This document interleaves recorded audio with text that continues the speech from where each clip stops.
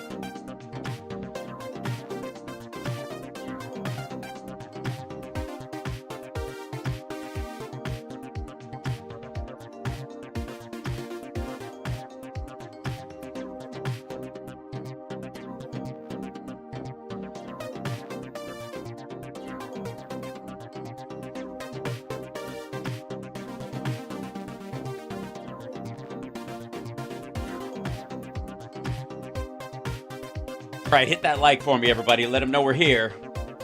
Let them know that we're not messing around. This isn't just a hang. This is the real deal. I have proof today.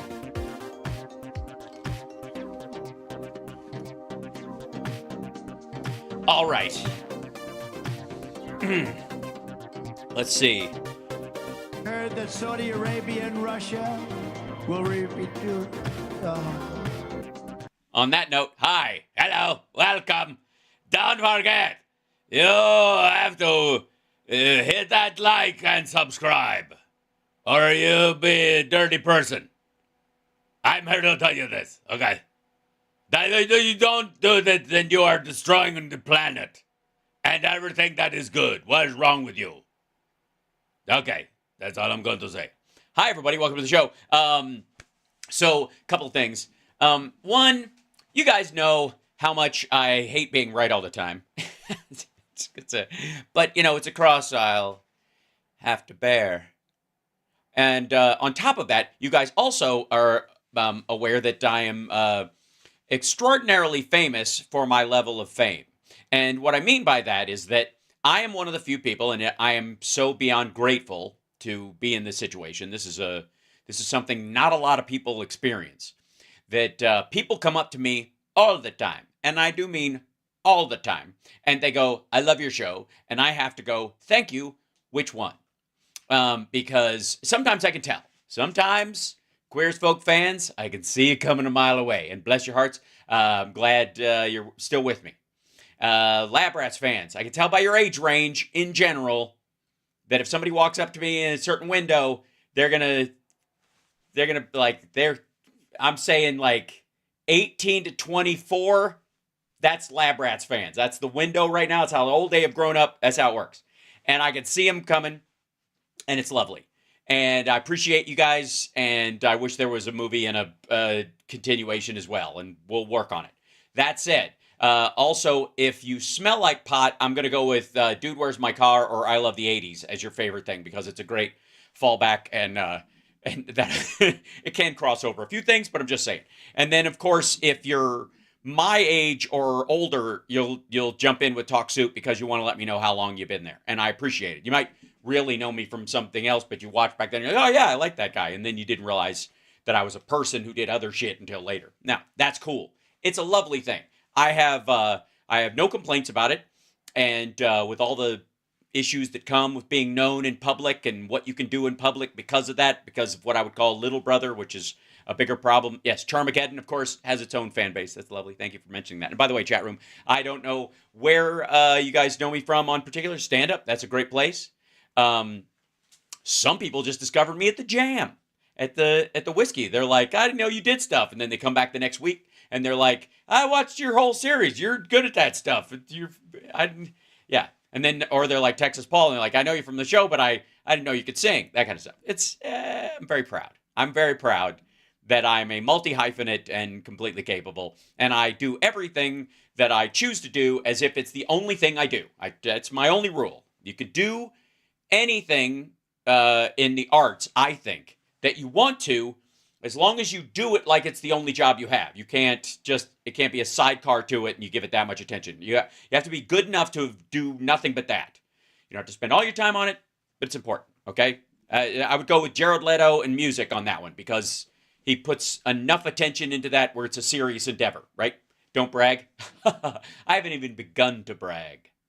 Also, I'm in an industry where humility can literally destroy your career.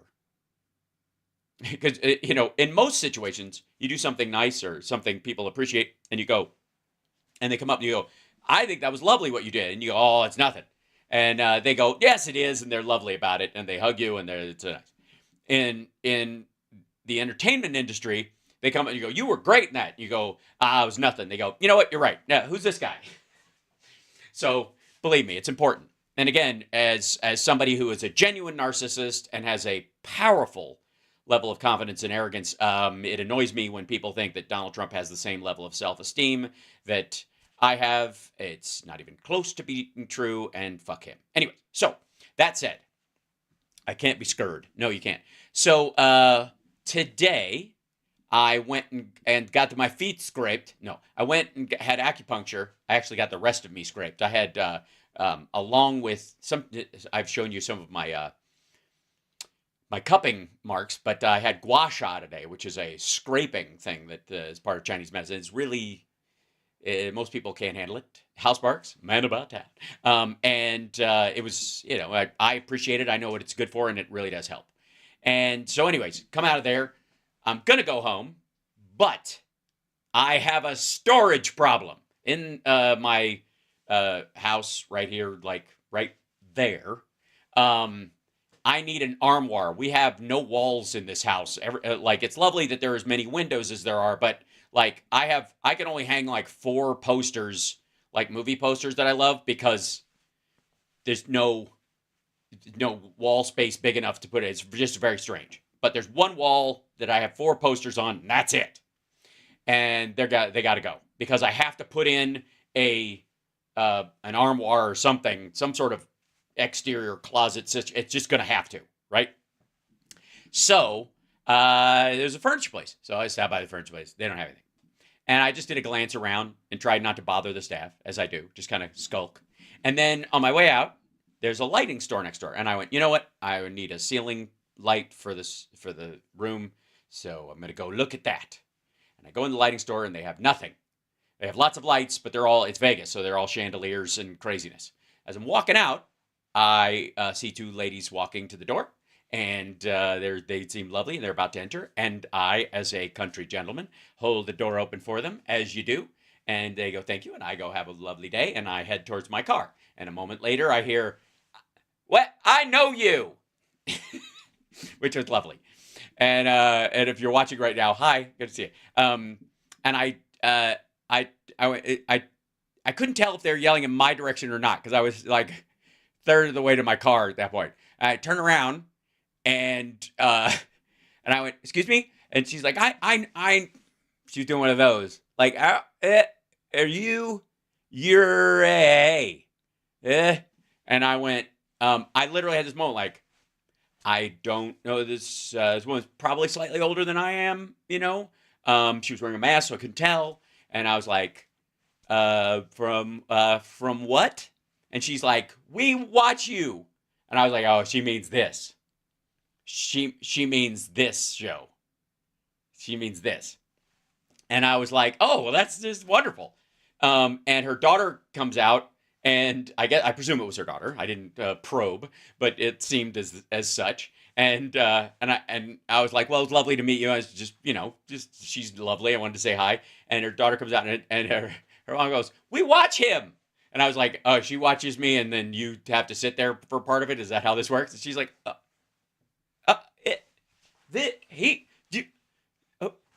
do you want a picture with him? And she's like, it's just for me. Can I? And I was like, okay. So I took a picture. It was lovely. They were lovely. It was really nice. And then they go, and then off I went. And it was just, that is an increasing, do I sign autographs? Of course I do. I will sign just about anything. There's obviously a limit on body parts, but everything else is kind of for grabs. But that is an increasing thing. You know me from the Ren Fair? Thanks. Where I played the maiden in the apple dunking booth. Can Ficus sign your brassiere? I don't even want to know what that means. So I don't. Sometimes people know your name, but it's not on the tip of their tongue because they're not expecting to see you. It's called a scotoma. It's one of those things where even Jack Nicholson used to say, you can go anywhere. Everybody's like, you can't even go out when you're that famous. Like, actually, you can go anywhere. You just can't stop. That was his rule. If you're walking along, and there you go. You just, people are like, there's no fucking way that was Jack Nicholson, right? So you can walk around. The minute you stop and they hear your voice, they're like, everyone's radar. And then there's like this collective unconscious thing where everybody knows you're there. And I have one of those voices. This is the same. This is the thing Summer points out all the time, is that as long as I don't speak, a lot of times, especially because I have long hair right now, the Lab Rats fans and the Queer as Folk fans don't necessarily spot you. They just can't grasp it. That's a dude with long hair. That's not him. That's not, he looks like him, but he didn't have hair when I saw him. You can't grow hair that fast. I was just watching that show last night, right? So it was at the cupping booth at the fair. Uh-oh.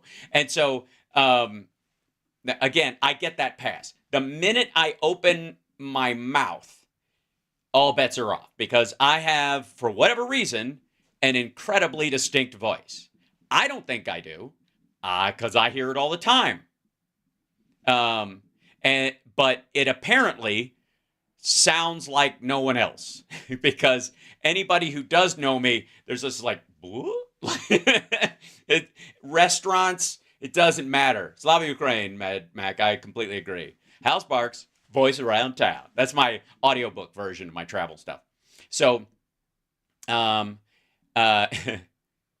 we have Lab Rats fans in here all the time. Yes, they are Lab Rats indeed. Hal, you hear your voice all the time? Huh? Yes, I do. I like the sound of it. If you hadn't guessed, I am loquacious. That is true. That is true, CSL. You can't, yeah. And I'm not going to apologize. But I do. Yes. My voice has a vocal penetrative quality that I'm loud. I'm loud is what it is, basically. Quite loud. I'm an actor and I'm used to speaking to the back row. Right? So, but that doesn't apply all the time, right? Is that Hal Sparks shopping for underwear? Yes, that's happened. Wes, indeed. I have shopped for underwear. Sometimes I go to the store just to do it because now you can do it online, but where's the fun in that? I don't get recognized online. And I worry about what I get recognized online for buying. So don't you buy all the things you don't want to run past the checkout counter? You know what I mean? I think I have a new theory that post-COVID, everybody buys their salve online. Some of you might have gone back out into public, but if you need salve, I'm guessing of any sort, no matter how permanent or temporary that activity might be, I'm gonna guess you order it online. I should go on the Masked Singer. They turned me down because apparently everyone knows I can sing. So and Ken knows who I am, so it would be an easy guess.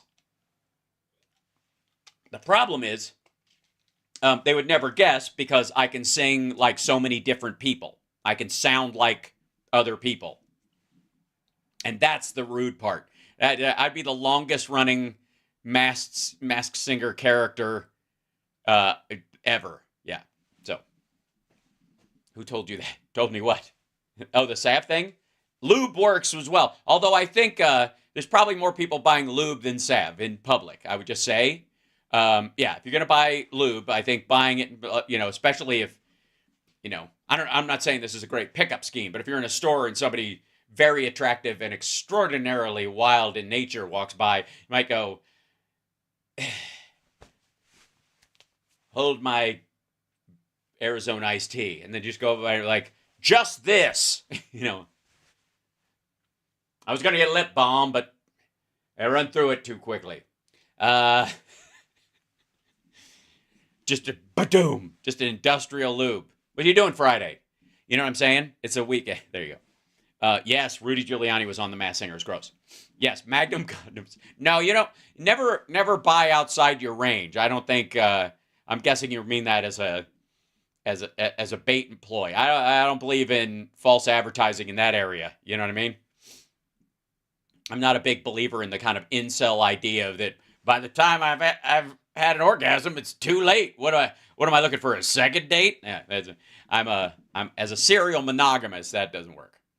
So, anyways, where are we? Oh yes, back to you guys. Love you guys, and it's lovely to run into everybody in public. And I'm looking forward to running into a bunch of people this Saturday at the Sexy Liberal launch show. And sort of, we had the LA show, but that was back of 2024, anyways. Minneapolis this weekend.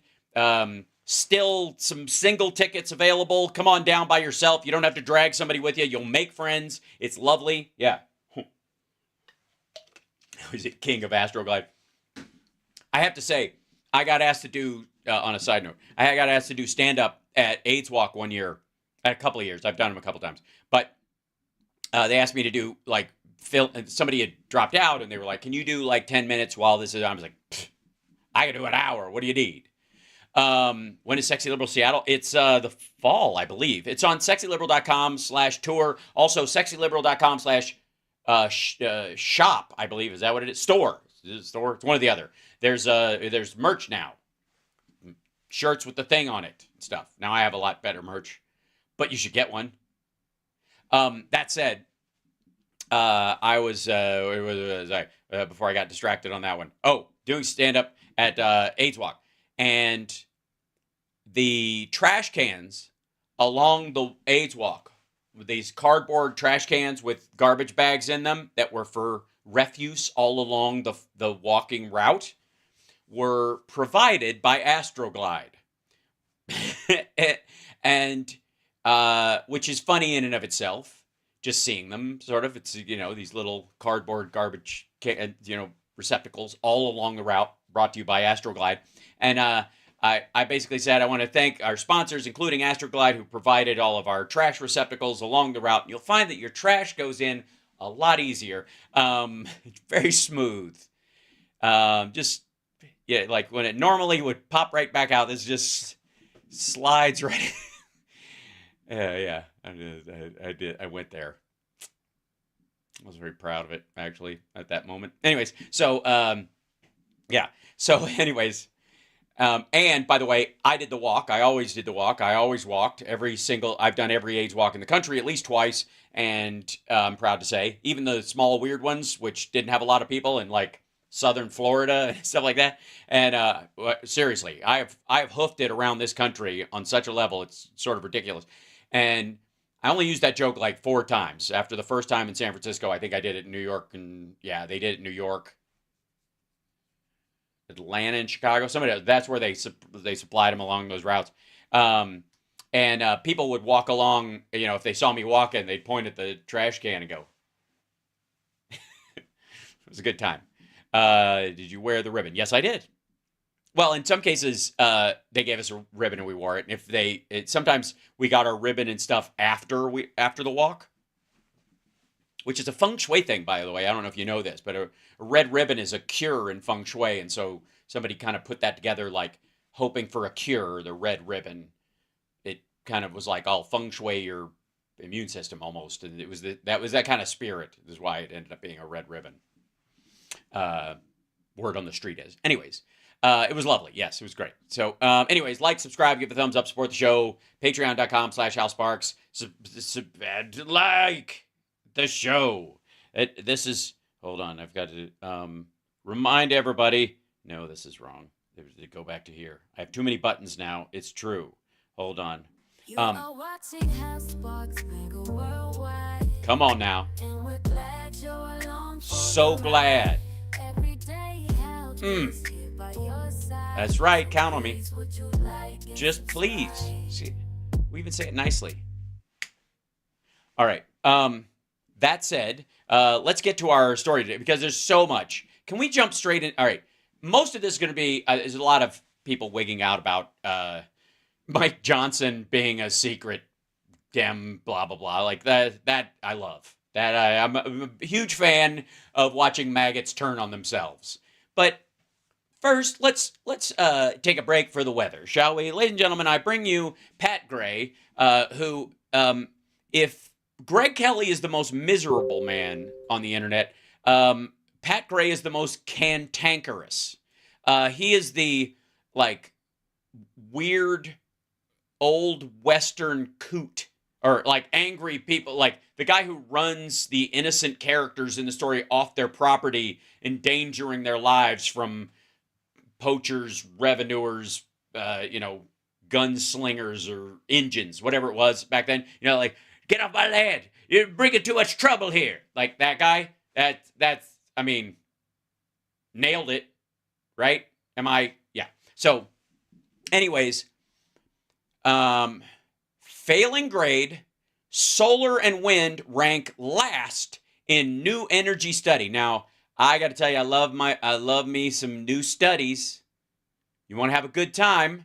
Here, I'll show you. I'll type in a new study, and then you'll find that there are wacky fucking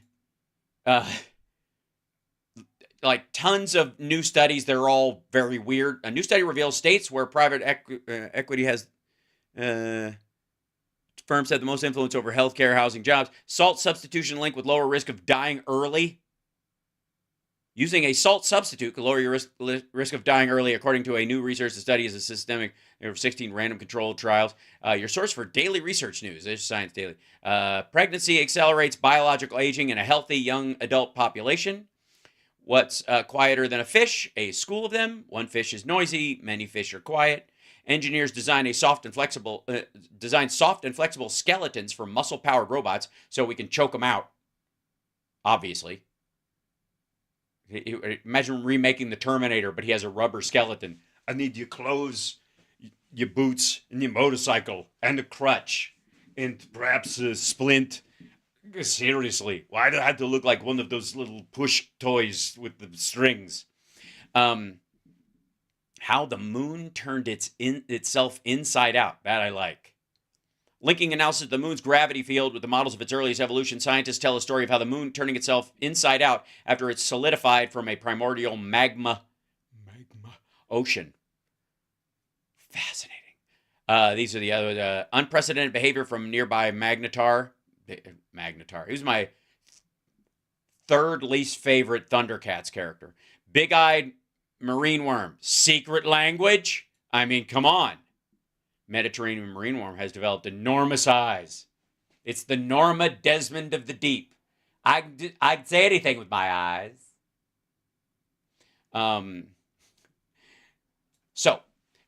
Anyways, single studies got to be fun. I like big studies or combination studies. We'll see. I have no idea. I haven't seen this. I've read the studies talking about. So let's just dive in. I'm sure they're going to hit the nail on the head, and it will be, and he'll nail the science and the perceived message of the actual study. What do you think? There's a new study, by the way, that finds natural gas is the most effective energy source. Effective for what? You can't use it for airplanes. And obviously, it runs the blaze. I think the blaze, because we, at one point, wasn't Glenn Beck having a problem with his solar panels, but they were working on a way of using natural gas. Although I would say, considering the diet that specifically Stu and Glenn eat, and probably Pat as well, probably everyone there, because they everybody works at the Blaze like, oh, great, you picked up Sonic again. That's cool. There's nothing natural about the gas that comes out of them. Meeting the growing energy demands affordably and reliably while balancing environmental and human impact. Yes, it is a mitigatory fuel source. Better than coal and oil. Not quite as good as solar and wind and geothermal and the like, because we haven't gotten there yet. It's as a transition energy. It's fantastic for that kind of thing. Obviously, the release of methane is one of its biggest problems, and methane is contributes, I think, 4 times as much to global warming as CO2 does. There's just less of it, but I'm sure he'll give that balanced approach. Huh. Who is he going to do? Saw that coming? Seriously. Wait, natural gas? A fossil fuel? Okay, fuckstick, not a fossil fuel technically. It's a byproduct of the chemical processes that happen because of fossilization and other stuff. But the accumulation of the gas itself, it's not a liquid or a solid that is the trapped fossilizing in the case of coal, or the liquid version of that in terms of oil. It's a gas, so it's produced as a constant process. You're an idiot. The Grading the Grid study by McKinnock Center for Public Policy. The McKinnock Center for Public Policy. They did the study. They're right on the money. Free market nonprofit. A free market nonprofit. No such thing. I don't buy it. That's like saying that you're a hedge fund communist.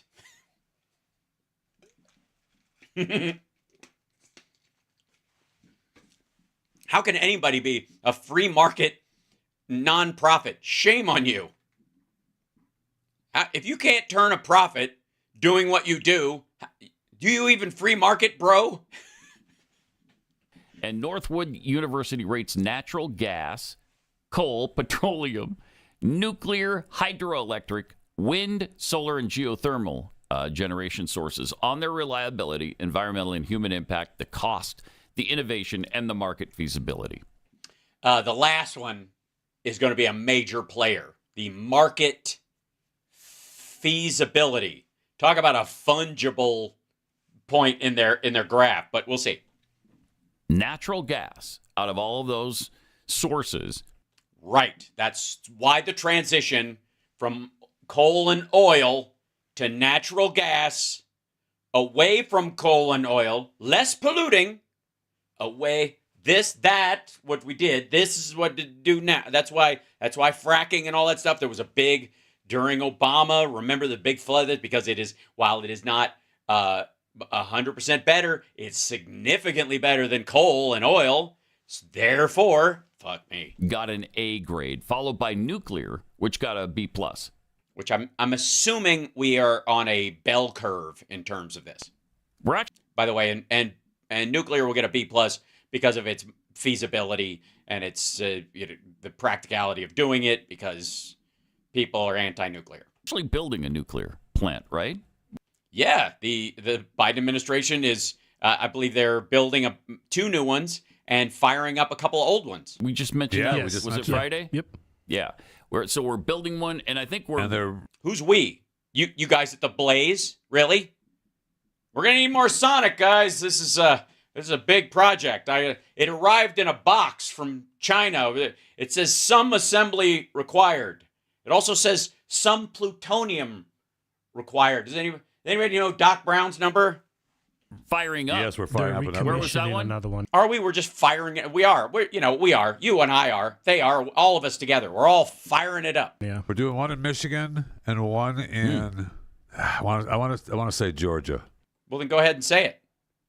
but Michigan is doing it right over here. I mean, let's be so ridiculous. On the but hand map, it's it's right over here. right there. Okay. But I think the other one was in Georgia, but I don't remember. So natural gas. Hey, real quick. I don't know if you know this, but you have obviously electricity in your facility, right? Or you wouldn't be able to broadcast, and there wouldn't be lights on or whatever. So I'm guessing there's power. Yes, in the building, in the environment you're in currently. Yeah, and that power comes in. It powers things like the microphone and that thing right in front of you. The thing that's sitting in front of you the entire time while the other main host is doing all the talking. Maybe look it the fuck up. I was going to do it. I was just, you guys know, my natural reflex in this situation, my reaction was, I should go look up which ones, but fuck them. It's your story point. It's even open. I would almost cut you some slack if the fucker was shut. Hey, stupid. I'm fairly certain the answer is in there. Natural gas got an A grade. Nuclear got the B plus.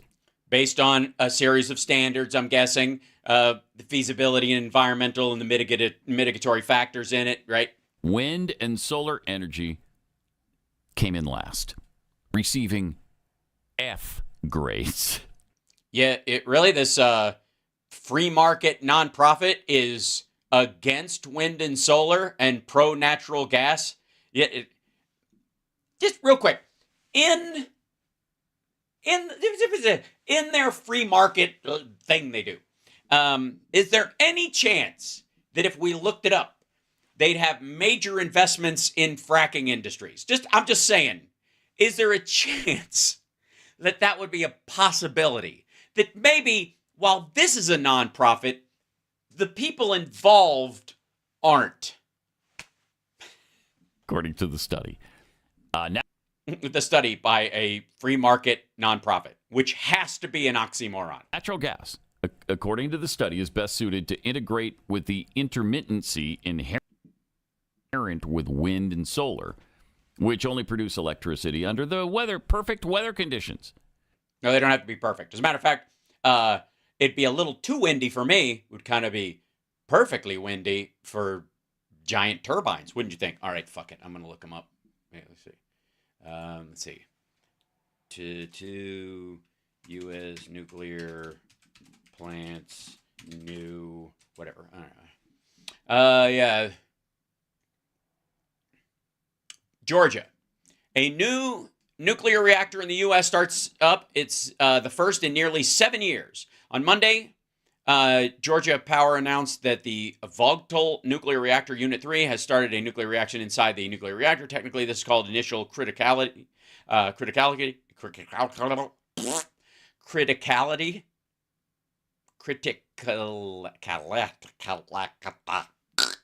I'm sorry. And is when the nuclear fission process has started splitting atoms, generating heat. Vogtle's Unit 3 reactor will be fully in service in May or June. The last time a nuclear reactor reached the same milestone was almost 7 years ago when the Tennessee Valley Authority started splitting atoms at the Watts Bar Unit 2. This is basically, you've got nuclear facilities and they're just adding one on. This one, of course, also can keep hot drinks hot and cold drinks cold, which is nice. You know, it's one of the few nuclear reactors you can clip on your belt and take to the gym if you're Godzilla. Seriously, why don't you just, at this point, why don't you just put a fucking straw coming out of the top of it and advertise rich, thick shakes? It's very cool, but whatever. Okay. I'm not. The thing was, the construction of the reactor didn't take very long at all. It was the giant cup holder they had to build to hold it in place to prevent spillage. All right. Thank you. I appreciate it. You noticed the pun. That's good. So that's that one. And the other one, let's see, that's a new one. And then another one was restarted, I guess, or is being restarted. These are all secondary units. So they have a nuclear reactor and they've got a site for 3 reactors. So they put the first one up, run it for a while, system works fine, everything's cool, duplicate the exact same setup, run it on the same computer system that's there with a redundancy for it separately, and then do it again. Have a third one. Usually it's 2 or 3 reactors, like in California or anywhere else. You usually see 2 of them, in pairs. Now they're pushing to 3 because they're smaller too. They're making smaller, more precise nuclear reactors. So, anyways, back to this dumb shit. Gas provides a reliable, affordable, and increasingly clean source of energy and Increasingly. Why? Because all the methane is just already being leached out, so it's just gone? Well, it's already out, so I guess we should just get in there. Traditional and carbon-constrained applications. The old carbon-constrained applications, which oil and coal, not so much. Study rated nuclear as the best of all worlds for its safety, abundance, and reliability, as well as its ability to deliver electricity without carbon emissions. Yes, it is technically, I wouldn't say it qualifies as a renewable. In Europe, a couple of countries have been trying to argue that nuclear qualifies as a renewable because the fuel source that they use doesn't go away. Like you burn gas, it's gone. It turns into something else. Unfortunately, in most cases, it turns into a weapons-grade uranium, and that's bad. So preferably helium-3, let's go.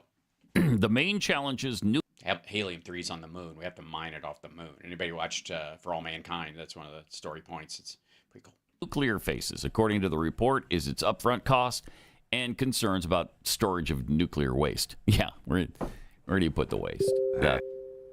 Well, the Swedes have been working on it quite a bit. They've got a pretty good system, and what you do is they build these kind of like cement tunnels down into the earth really far, and then they build these almost like the side fracking, the side drilling things in an oil well or whatever, where they go half a mile that way, and then they build a concrete structure that is more dense than the surrounding rock, well below there.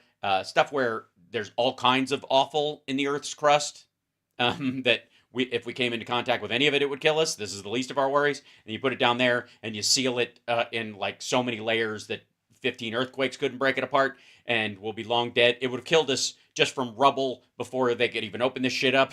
So, and then they do that. And then you fill it with water. Yeah. No. I'm breezing by it because we got a lot of show today. Nobody wants it. Nobody wants it. Hey, bring it here and just dump it.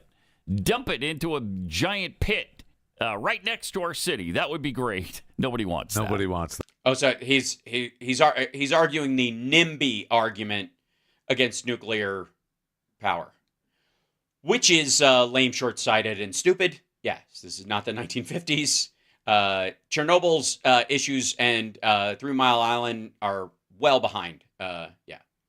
Sorry, America has 32 million leaking oil sites. Biden again during the debates with Trump was talking about how many uncapped wells that we could just stop the carbon emission just by capping those wells. And wouldn't you know it, in the rescue package and in the infrastructure package, what did Joe Biden put into that both of those bills? Wouldn't you know it?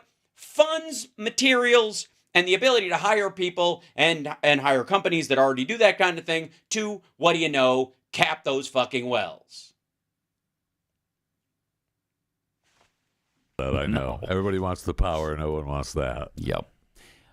So the study noted that this. Also, where are these motherfuckers that they think the nuclear waste is going to be stored next to them? Don't get me wrong. I mean, something's got to explain their brain damage. This waste has been stored at reactor sites in dry casks that withstand a direct hit by missiles traveling 600 miles per hour. Wow. All right. You know, sometimes I bring up an article on the show because we're talking about this stuff, and it's the first time I'm reading it. I'm sharing it with you guys. We look it up because they bring it up, right? And that's okay because I didn't pre-read it. We're going on what we're seeing here, and we're reacting to it, and we're chasing it down together, right? So we chase it down together, and so if I read something and it's like I'm reading it like it's the first time I'm reading it, it's because I am. But if you're doing a show where you had show prep and you do it with a big staff that's running things through you, and you're organized, you have a meeting before the show, which they do, and you're going, these are our stories for today, and here's our stories we're going to cover and stuff, it's your fucking show, so you're the driving force behind. What if the missile's going 601? That's the problem, Rob Glenn. Most of them go slightly faster than that.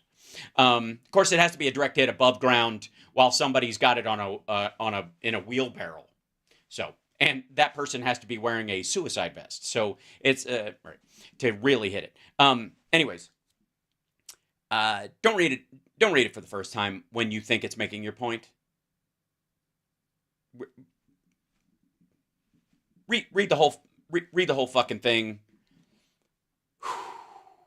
Spent fuel may also thanks, Jody. be a fuel source for reactors currently under development. Coal rated high in this study for abundance, affordability, and reliability, but lost points because pollution. Yes, that's the other thing. You know, say what you will about burying, concrete drums wrapped in lead and other like base metals, put in a granite block and shipped into an old missile silo and sent a mile into the Earth's crust by drilling down there. Say what you will about that, but that whole like smoke and shit from coal, it's more acute, I would say, in its toxicity. Emissions and carbon dioxide. With U.S. gas not to mention the the damage it does to your immune system, your genes. Take a look at Appalachia. These people have been living downriver from that shit for decades. Producers hitting record high production that drives down gas prices. The study noted coal is facing stiff competition. It's also, we're not driving down gas prices right now. Correct. Sadly. Correct. They're going the opposite direction. Yes, they are. Okay. Who's we? We're not nationalizing our oil, Captain Venezuela. Fuck off 6 ways to Sunday. I don't know what these commies fucking want. Stop being a fucking commie, you commies.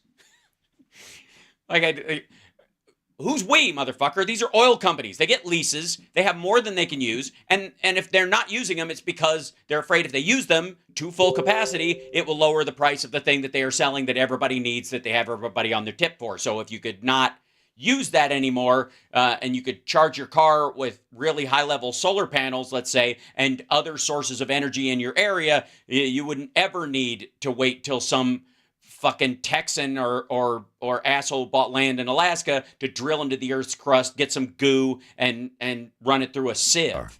Hydroelectric got a B-. produces reliable energy without carbon emissions. The expansive nature of hydroelectric facilities make permitting new developments in the U.S. unlikely, which limits. Well, you also need proper sites for it.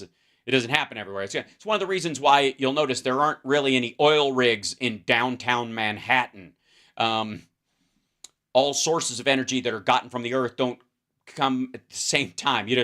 I'm just saying, Kansas, good place for wind. So is the East Coast.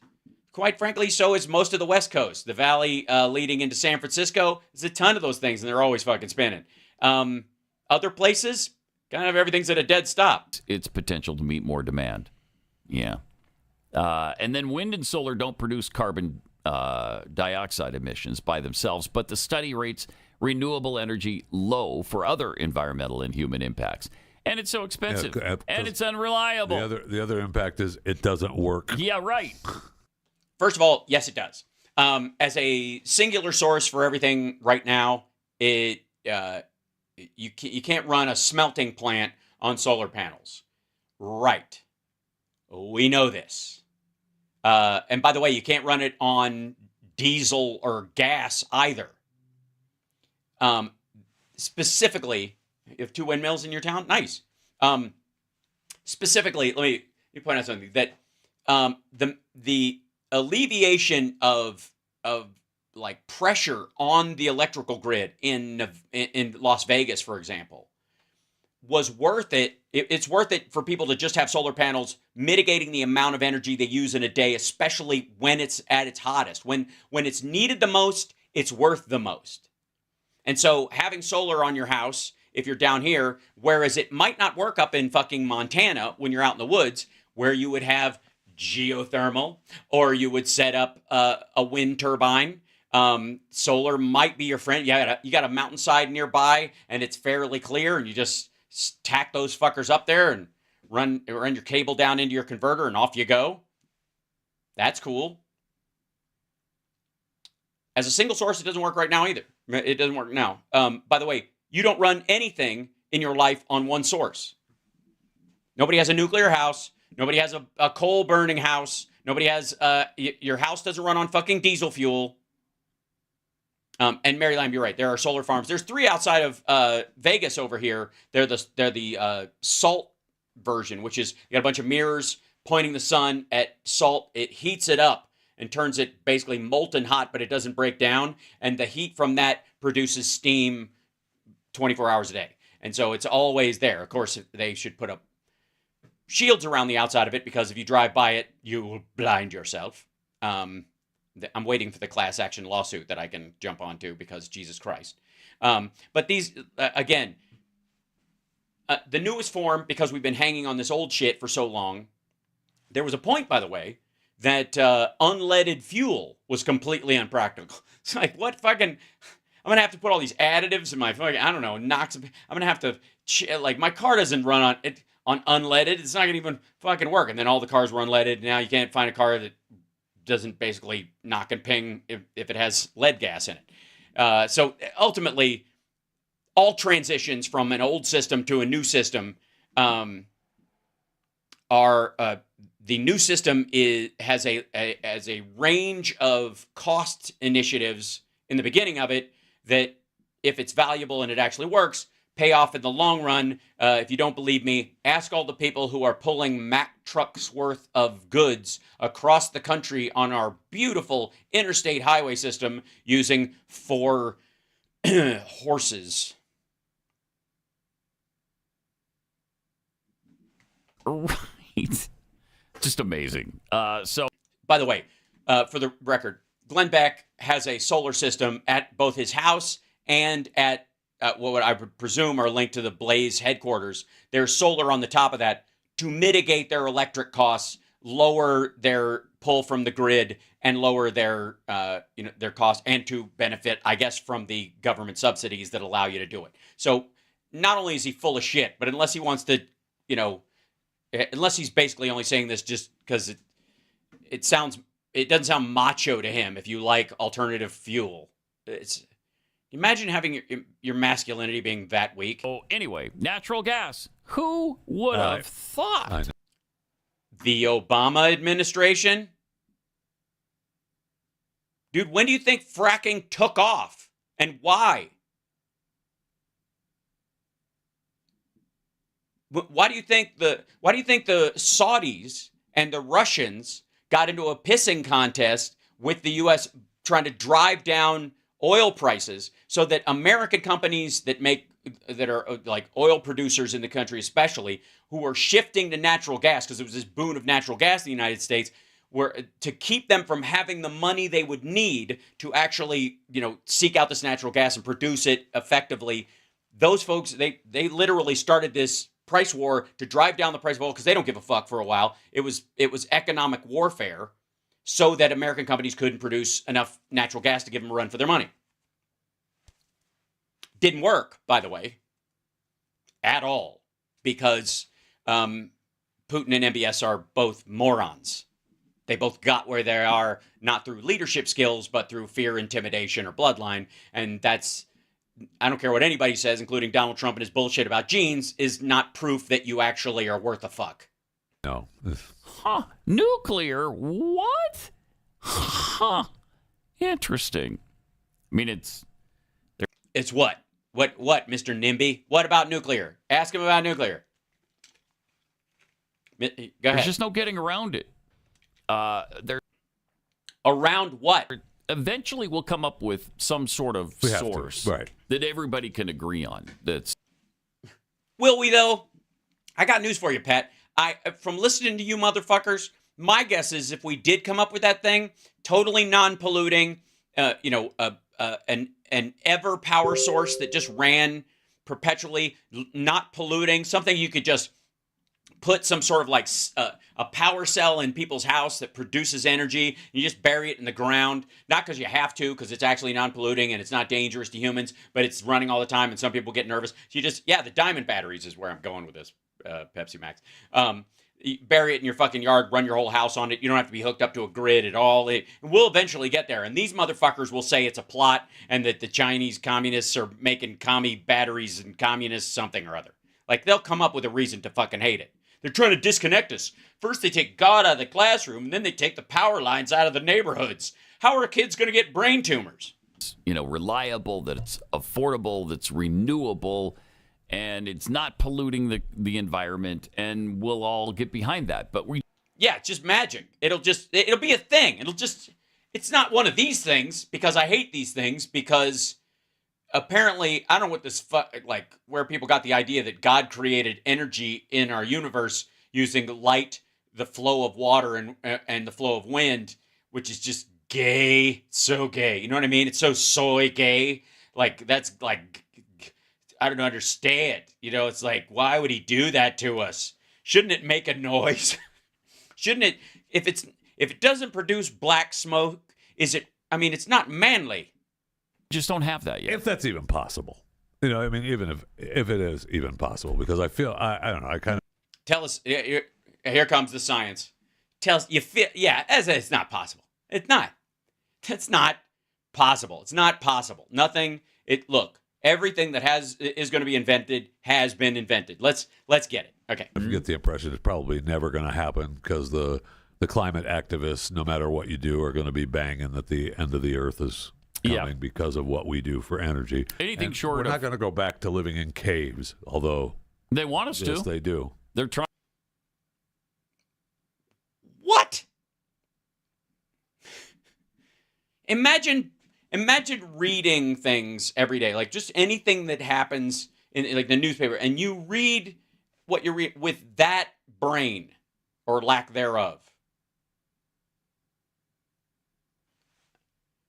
All right, can I, real quick, full disclosure, my dad is an architect, and he's great at it. He's a fantastic architect, and most of my childhood, he worked for the state of Kentucky, rebuilding and rehabbing state buildings that were falling apart, like old classic buildings, because he's an expert in period architecture. So I've told this before, but like one of the old libraries in Frankfort, Kentucky, the original one is wooden. It's not a stone building. So when they remade it, he insisted that they treat the wood on the outside and the place that they were repairing like they did using the old system, the old way of doing it, so that it would match the other wood that was there, and use square nails just like the ones used in the rest of the building.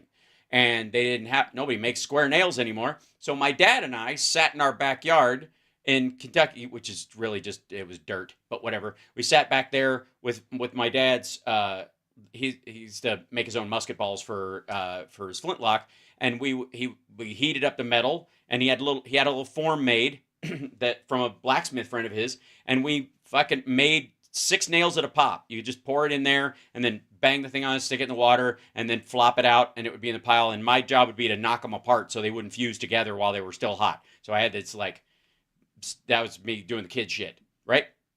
And so we made those. Like my dad and I made those nails that are in that building by hand. We, seriously. Okay. Now, specifically, my dad also went and worked on Epcot later because he also he's done some pretty great projects over there. But my dad also made one of the first fully solar houses in the country in Kentucky. It was and the reason the house could use solar at that time, even this is during the Carter administration. This is when the president had just put solar panels on the White House for the first time. Remember that? So my dad was part of the project across the country to expand that. That was, the Carter administration had this thing. They were like, let's try and build this up. And so my dad designed this house for this guy who was doing this and was going to invest in it. And they built it into the side of a hill so that most of the cooling of the house was done by the fact that it was deep inside this hillside. So it was basically a cave house like he's talking about. But the temperature regulation was done by the ground around it. And so it looked like a fucking hobbit house as you drove up to it. But then there was this creek behind it, and the view from the creek was like a fucking space station. They didn't, at that time, because it was the 70s, they didn't have like a big curved piece of glass they could put in there. So he had, they had sections, I think it was like 8 or 10 straight pieces of glass that they made this big viewing thing, and it was crazy. And the ground was made from the river rock that was nearby, the tile inside, it was all flattened river rock. And so it was all this reused stuff. And there was on the hillside facing the creek, which is where the trees had split and where there was the most sunlight, there was this big array of fucking solar panels. And it produced so much energy, even back then, in the late 70s, that they didn't have to be connected to the grid. He had 2 other wind source. Yeah, it's still there. I'll look it up because I don't know what the address is, and I know it's a private residence, so I don't want to crawl up somebody's ass. But they later put 2 windmills on it, which were down by the creek. They're smaller ones, and they're the kind that spins sideways as opposed to just like a propeller, right? And then they had a geothermal well for heating the water, for heating and cooling the water, because they had I guess it was such that they ran the water into there, and it was hot in where the hill was, like down in that part, and that would heat the water. It was 1977, 76, 77. I think it was the same year Star Wars came out. That is also, by the way, the same house. By the way, hit the like. Let people know we're here. Thank you. It was the same house. Remember I told you guys about that computer program that they had that was based on like psychology, where it would turn whatever you said into a question. So it was like talk therapy, which I believe now is an act of violence. But at that point, there was that like it was on a computer. You would just sit there, and it felt super fucking real. To a kid, it could totally pass the Turing test. But he had that guy had a computer in his house, and it had that program on it. So, anyways, that was 1977, and specifically, the house mitigated its usage of energy so much that it was off the grid. He had a TV, he had all this other stuff, and all the energy was generated there. 1977. Eliza, yes, that's it. Eliza. And I used to every time we went there because they would go like my dad would go there, as they were building it and all this kind of stuff. And they were, once it was built, they were adding on all the other stuff. And then they had parties there to kind of recognize that it was potential, all that kind of stuff. It was a possibility you could do this and replicate it essentially. And the self-sufficient part of it would seem to appeal to maggots and off the grid kind of folks, right? Because I got news for you. All the prepper assholes, they've all got solar arrays. They're not pissing on solar at all because they know that's the one area where you can generate energy over a period of time and you don't have to go into town at all. Diamond Battery was a scam to get green energy incentives. No. The Chinese one is fake, but the technology is real. Anyways, point is, Eliza's open source. It's trainable. Yeah, it's not AI. It's just it's like it's taught to just repeat on that cycle. Anyways, I played with it there. So just so you know, that was 1977. So the idea that these guys are like, that'll never happen. It's like, you're an idiot. Yeah, our house here has solar as well. We got it right away. How the buttons on your shirt should have the logo on them. Yeah, I already have one thing on here. I made a patch thing and ironed it on myself. Buttons are next. I'll get buttons made. Pace yourself. I'm not going to get too Batman right out of the gate. So, anyways, there you go. Apple HQ is self-sufficient. Yes, it runs on its own power source. Totally true. So, anyways, back to these idiots. It's never going to happen anyways. Because these guys, if I want cutting-edge technological innovation information, it's going to come from these two jackasses in front of their fake brick wall. Ryan, anything short of cold fusion is going to be unacceptable to some portion of the population. All right. First of all, cold fusion is a perfect impractical. It is, if it's reached, we're not even talking about anything else. Secondarily, unless they can get Mr. Fusion, which I definitely want attached to my DeLorean, but most of the pushback on these fucking things, including natural gas at the time, is coming from the right. Now, come up with cold fusion, and that can power everything forever. I've been trying. Have you? I've been So trying. you've been working on it? With Pons and Fleischman up at the University of Utah? Just can't quite get it. I love that story because I just found out that I have mineral rights underneath my house. Right. And I just got the full paperwork. Everybody does. Because the whole deal is closed. I have gas underneath my house. So Glenn's in your basement? I got 2 checks in 2 days of financial gain. Uh-huh. And like how much financial gain? Spit it out. How much? What are you making? Well, I lost 3 cents on a quarter, but he made it out. I got $480 for 1 quarter, and then $520 for another quarter. Just for gas at your house? Just I've got for plenty of gas at my house. house, I'll tell you that. Wow. I know. You got gas everywhere. That's what I'm saying. That's a whole nother... Yeah, we got it. We got it. Yeah, we got it. I already made that joke earlier. I'm surprised it took you guys this long to get around. The guy has, what he's saying is where they live, there's slant drilling going everywhere, and if you technically own if you buy a house in certain states, and most states, but in America, you only own a limited amount of the sky. You can only build so high. Mostly it's zoning, but there's a cap on that shit. You can't charge planes to transverse your airspace. It doesn't work that way. But down, you own all of it to the Earth's core, presumably, till you hit magma.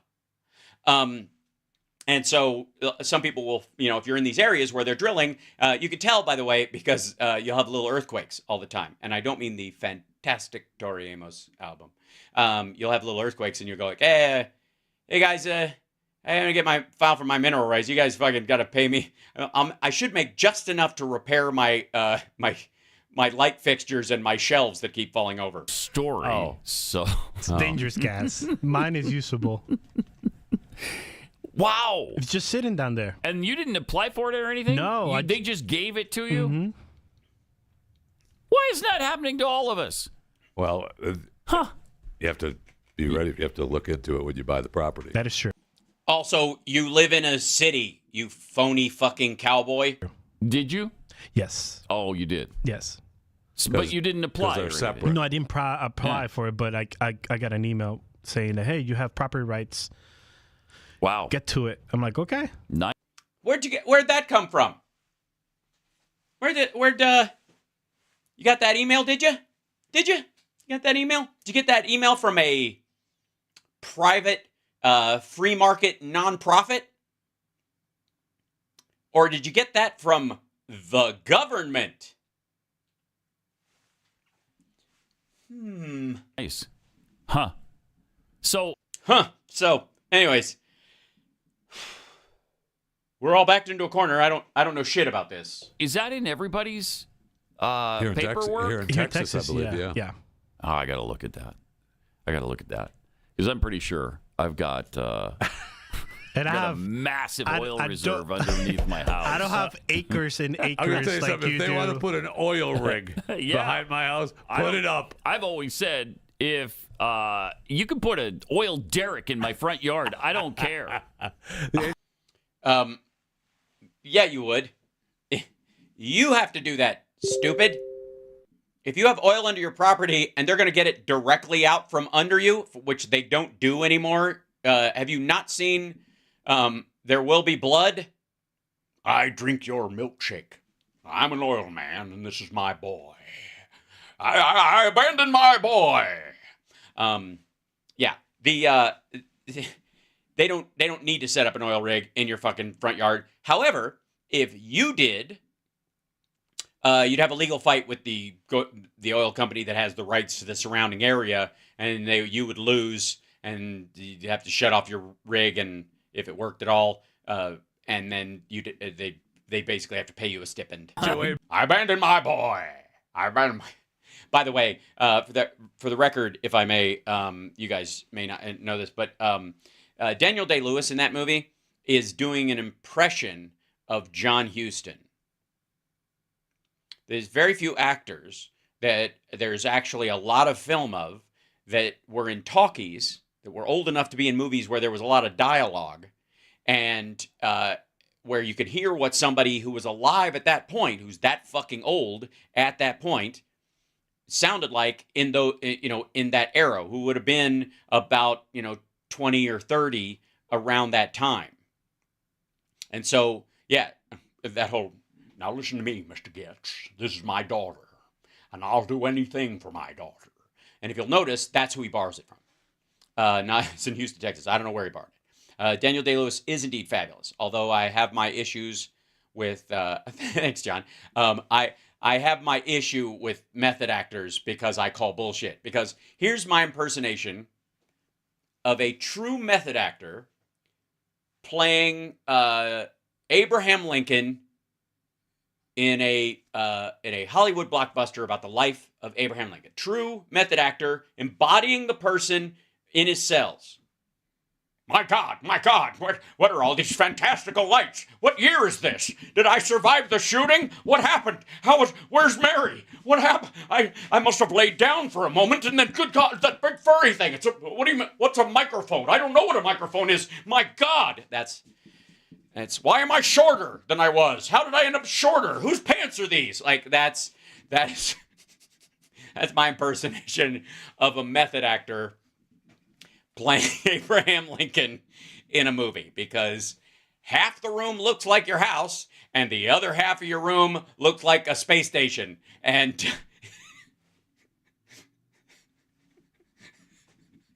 and scene. Yeah, I'm saving that little beat right there. Save that, you goof. Anyways. How would it not? You know what I mean? You need Dana Gould on. I love Dana. I mean, he's a mess, but I love him. He's very funny.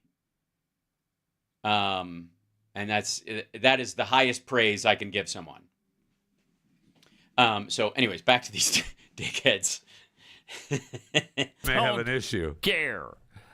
You got all these Californians. Oh, I don't want to look at it. 2 miles off the coast of California. Put it in my front yard. Yeah. oil rigs are ugly. Windmills are not. I got to tell you, like the fucking like Trump's mad about windmills because of Turnberry in Scotland, and he got all pissed off. He lost this fight with Scotland about putting these fucking windmills out over, where you could see them from the golf course, and he's like, oh, they're ruining the view of the ocean. Like, no, they're not. No, they aren't. And also, by the way, Scotland, with all of its problems, and understand they are my people. Okay, they have a tidal power system that is fantastic, especially if you have turbulent waters off your coast. It's fantastic. So essentially, those. Remember when you were a kid and you had those? There's those toys that they have like a little like plastic thing in the middle with lights in it, and if you pull the sides of it, it winds it up and it just starts. It runs the lights based on the power of you just pulling the thing right back and forth. You guys know what I'm talking about, yeah?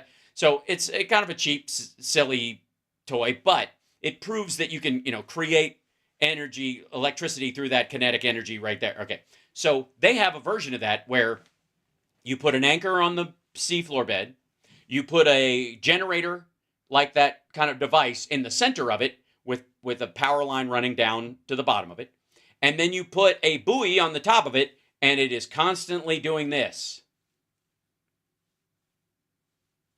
That it is just always moving up and down because of the tide. And so it winds this thing and unwinds it, which is fantastic.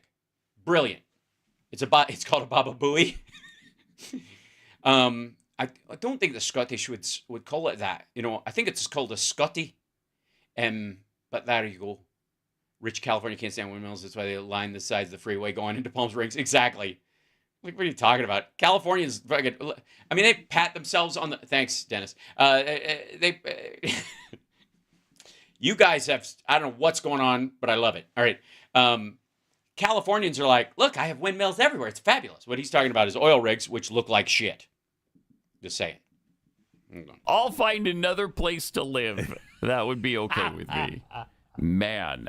Yeah, that's pretty sweet, Chris. That's nice. When you didn't have to do anything for absolutely. it. Yeah. Free money from other people's work. Again, everybody at the Blaze is a fucking commie. They just think it sounds too soy, and they've got masculinity issues, so they don't want to admit it. You mean I can live like a tick off of something else, and if it's poisoning the environment or the world around me and contributing to a system where we have to do a tug and pull about the price of a commodity with some of the worst fucking countries on the goddamn planet, yeah, that's cool. Cha-ching! You're not put out at all, and you got almost a... Oh, yeah. Mark Kremer says, I'm old enough to remember when the suburbs of LA had little oil derricks pumping 24/7. They still have them. On your way down to the airport, if you take La Cienega, you'll pass the ones. And if you don't know what I'm talking about, if you've ever seen Beverly Hills Cop 2, there's a plot point about the mud on one of the character's shoes that Eddie Murphy finds and knows that he went jogging down by those particular oil rigs. It's cool. $1,000 already? That's nice. For half a year, though, right? So it's a couple grand a year that you're getting from the mineral rights. Which is still, that's better than the Swift kick. You need to start drilling. Yeah, right? Drill, baby, drill. Yeah. Yeah, do that. Yeah, take his advice. Yeah, drill for oil in your front yard. But I would say take out an insurance policy and say goodbye to your family, because you'll get about 13 feet down if you're really driven before the cave-in suffocates you. Yes. Yep. God, these guys are lame. Also, this is the generalized... They think that that's dunking on solar and wind and the like. Now, real quick. We've got 1, 2... Yeah. We got 1, 2, 3, maybe? Yeah. Yeah. So there's a big thing right now. I don't know if you know this, but it is popcorn city in the GOP world, because and I feel bad sometimes watching some of these clips with you guys, not just because they're painful and insulting to humanity, but also because I don't want to interrupt them while they're jumping on each other. Yeah, Bogomil. That's right, Boston Brian. You bet. So I when Republicans start jumping on each other's backs, I almost feel like we should just kind of like, okay. But I do like pointing it out. I do. Is that wrong? Is it wrong how much I enjoy these? Okay. So this is Andy Biggs over here, the most ironically named member of Congress, who's a member of the Freedom Caucus, which is the most ironically named caucus. And if I do say so my damn self. This is Mike Johnson, who is their new target, which is just wonderful. Can I just say it's wonderful. It's wonderful. Now they are now down to a one vote majority as of what, next Wednesday, week from tomorrow. Yeah. And they've decided that with a one vote majority in just the House, in not even in a fourth of Congress, because, or a fourth of the government, because the administration, the Senate, the Congress, and the Supreme Court, they've got control of two of them. They got control of the Supreme Court, although it's not giving them everything they want, it's giving them enough, but they've got a one vote majority, and these guys seem to be confused why Mike Johnson isn't acting like they have an 80-20 supermajority. Yeah. They think it's a mandate. Like, can you imagine the fucking ego? Like, I think it's bad enough when people chuck around the what I would call the stroke of the pen fallacy when it comes to Biden or the Senate itself, because we got to bring some fucking people along.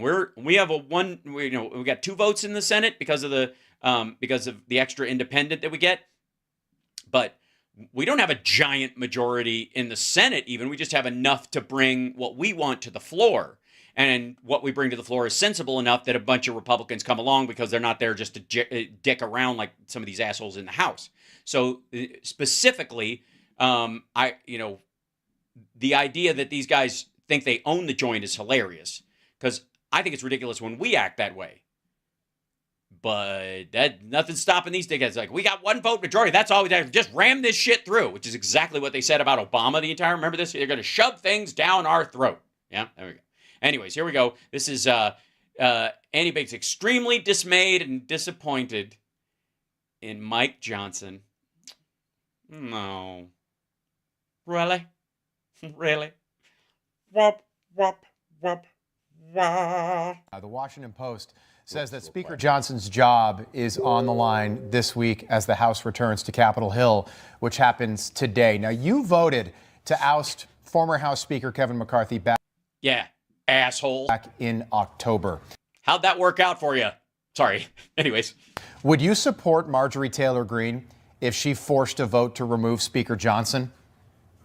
Probably not today. We have to see what he does. And he already passed the fucking budget, dummy. She did it because of that. What do you mean what he does? He passed the 2-part omnibus, the 2 short buses, the mini buses, the semi buses, the fucking the tractor trailer mix, whatever you want to call it.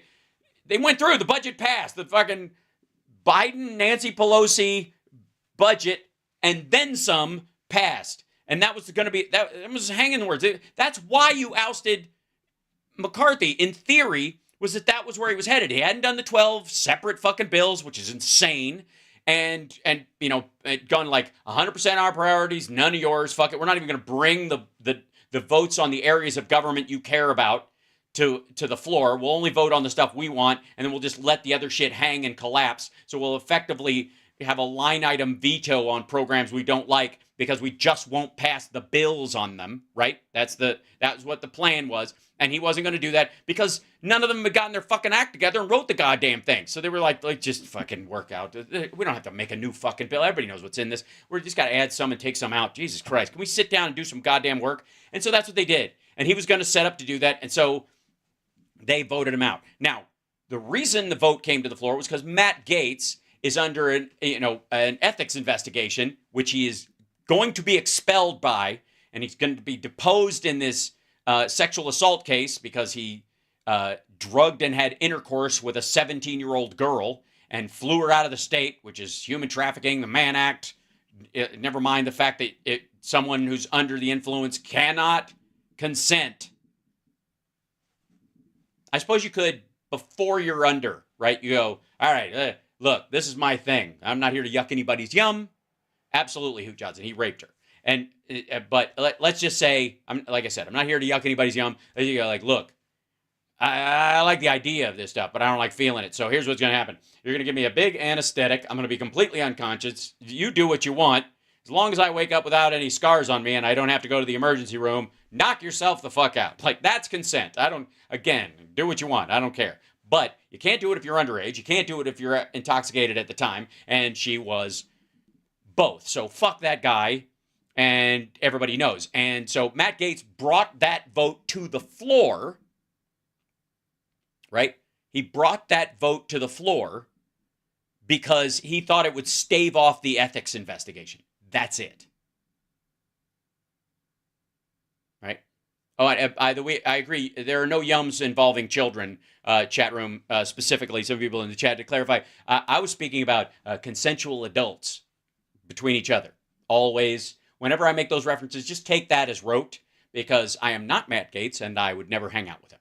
So we're operating, I think, at a baseline. If any of you are on the fence and you're like, I don't know, sex with the kids, okay, sometimes, get the fuck out. So, because we're operating on a sort of the floor is normal humanity, right? Okay, good.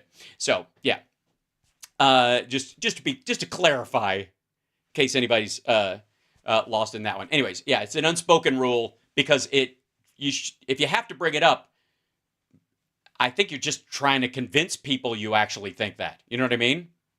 Yeah, we would never put somebody in a van and drive them somewhere, right, guys? We wouldn't do that. My van, it's at the cleaner. It's at the shop. It's parked. Why do you ask? Yeah. You left and you come back to this. I'm sorry. You can't walk in the middle of this. Good Lord, Amy. It's going to be fine. Back up and see what I said before, because we're dealing with these scumbags, and that's what you got to do. But anyways, Matt Gaetz is going to get punted because of what he did, and he should have happened a long time ago.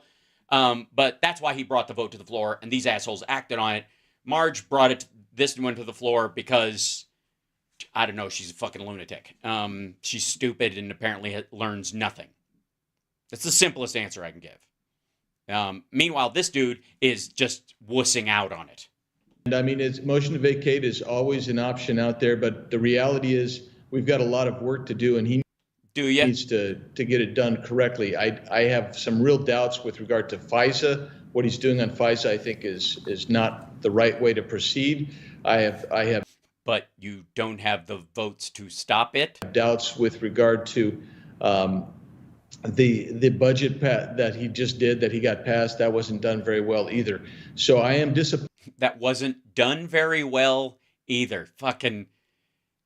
You have to remember, you have to watch this in the context of how they treated McCarthy about stuff that wasn't even this far down the road for these motherfuckers. Like, only reason this asshole and some of them are giving him a break is because he stalled Ukraine funding. That's enough to give them like a fucking anti-American boner so that they'll let it pass. Like, he's going against everything we allegedly say we care about in terms of fiscal responsibility and all the shit we sold to everybody, but at least he's letting Ukrainians die, so we'll give him a pass. That's what this is about. Gravely disappointed, but we'll see what happens. Gravely disappointed. Can I just say, words matter, don't they? Gravely disappointed. So he's dead to you. You're not gravely disappointed. Or you would say, absolutely, this man is dead to me, and I will vote to get him out of there as soon as possible because I don't want a corpse running my caucus, which sounds weird. And hypothetically, I'm not going to speculate on what we may or may not do, depending on a whole series of conditions that might Congressman, happen. do you think it is a smart move for Republicans in? Real quick, he would have to. That presumes he understands what defines a smart move, or even has the mental capacity to discern a smart move from a dumb move? I'm just saying, I don't know that you're going to get a solid answer. Congress to vote to oust another Speaker of the House after just doing it in October. We are now, I'll remind you, about 6.5 months away from Election Day. Do you think that's a smart? Objection, Your Honor. Leading the witness. He's trying to direct the witness to answer the question in a way that he thinks will be politically advantageous. And what the audience will want to hear, and not based on what this asshole will say if you just ask him the right question. Move, even if you have disagreements with some of the things. We get it. We get it. You think it's a dumb idea, and you're trying to talk him out of it live on the air. She knows it. That's why she's staring into the middle distance and going, will I ever be the weird Fox and Friends middle girl, or will I always be sitting next to this tool? That Speaker Johnson has done. Well, I don't know that it's the smartest of moves, but I also... Okay, hold on. I'll stop you there then. Why would you do it? Because we do things that aren't smart all the time. It's not the smartest of moves. Did you hear him real quick? He didn't say, it's not, I'll agree it's not smart. He didn't say that. Let's check this real quick. Did he say, I agree it's not smart? No, he didn't. I don't know that it's the smartest of moves. The smartest of moves. It is obviously smart. It's just not maybe the smartest. You know, on a scale of stupid to fucking moronic. But I also... Okay, hold on. I'll stop you there then. Why would you do it? Because it... For America, you fucking twerp. What do you mean? What's a banner behind your fucking head say? It says, "Wake up, America." Okay? You get it? It says, "Wake up, America." You don't even fucking what? How am I supposed to? I said not the smartest.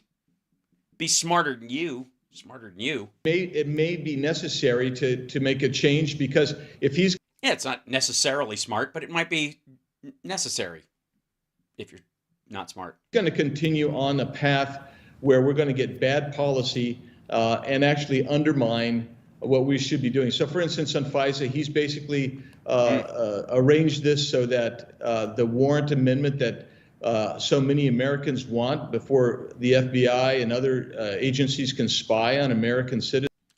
Well, what would that be? The limitation on how many times you can call a drug dealer overseas, or a fentanyl producer, or a Russian oligarch, or a member of a hit squad that works for the fucking Saudis? Is it like, what do you want? You get a golf handicap, or... If he wants to basically scuttle that, which is what he's done, he's basically boxed us in on it. Because it won't pass the Senate and it won't get signed. That's not good for America. Well, then go convince the American people, get a lot more of your ilk elected, and explain it to them, because apparently not. Those are bad policies, and he's making them. For the record, I've heard this a bunch lately. I've heard that, they tweeted about this a bunch. Biggs talked about this. Let's see if we can find what the actual FISA requirement that they are selling is. Mike Johnson looks to navigate spy waters ahead of GOP fireworks. Begin to vote against warrant requirement. There you go. Okay, here, this will be the specific one. This is the Washington Times, so no, thank you. I do not want to subscribe to this. Go away. All right, this is what they're talking about. Mike Johnson to vote against warrant requirements for FISA spying on Americans. Now, not to vote against a warrant being required, which is what the Washington Times and these other papers want you to think, what Andy Biggs more than likely wants you to think. No, don't be silly. Don't be a silly person. Requirements, what would those be? Plans to vote against requiring the government to get a warrant when using its power to spy on email, phone calls, and texts, a lawmaker close to the speaker told the Washington Times. Mr. Johnson, a Louisiana Republican, had been caught between two factions of lawmakers, privacy hawks and national security hawks, fighting over a warrant requirement for Section 702 of the Foreign Intelligence Surveillance Act, which expires on April 19th. The House is expected to vote this weed on a bill this week. Maybe they're smoking over at the Washington Times. We don't know. They're voting on weed this week. vote this weed on a bill? Yeah. Somebody's smoking in the office at the Washington Times, and they've got they're dictating, they're writing instead of typing. Okay. Let's see. To reauthorize FISA, which allows U.S. to capture electronic communications by foreigners abroad and sometimes inadvertently capture Americans' data. Sometimes inadvertently capture Americans' data. Inadvertently, sometimes you just have to call a Russian arms dealer. You know what I mean? You got shit to do, and you're like, all right, I misdialed, but 17 times later, it's still a misdial, but we've grown close, this person and I. While the legislation has several changes to how the FBI intelligence community use that power, it does not include a warrant requirement, an element of the FBI did not want in the bill. Lawmakers are expected to get a chance to add the warrant requirement through the amendment process on the floor. Okay, so there is a warrant requirement in FISA. The way these assholes are writing it, it makes it look like there isn't one. There is one. They've already got one. They've already got one on the awful person that they are looking into, the terrorist, the money launderer, the drug dealer, the human trafficker, the money, I don't know, the fentanyl supplier, whatever. They've got a warrant on that person already. They have a warrant to tap the phone. They've got a warrant, they've got the ability in that to unseal, like there's certain numbers that call in. They have to have that phone has to call them on the regular or be sourced to another outside the country number or what have you, and then they can look all they want, right? But inside the country, what they have to do is they have to contact another department. What's that, Al? The whole GOP party, right? Well, that's the problem. This is why they're worried about this. It's because they all feel like they're going to get trapped in it because they're all calling these motherfuckers. And they're all really fucking nervous. They want a heads up. Okay, let me be abundantly clear. Andy Biggs wants a heads up when the Russian arms dealer or oil, tycoon that also runs hit squads in Africa calls him to tell him, don't worry about the election. I've got money coming your way. They want to get a heads up. They want a warrant application to be allowed so that they, in Congress, know it's coming.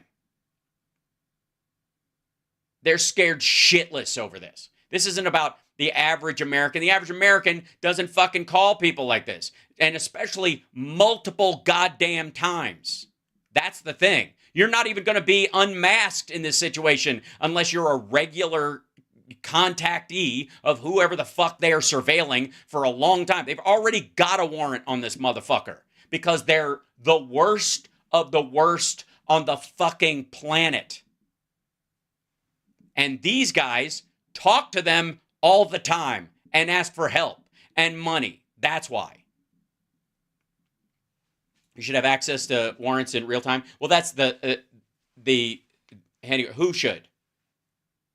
Who should have access to warrants in real time? The person that the warrant is about? Well, then you just tip off everybody, every criminal you were going after, right?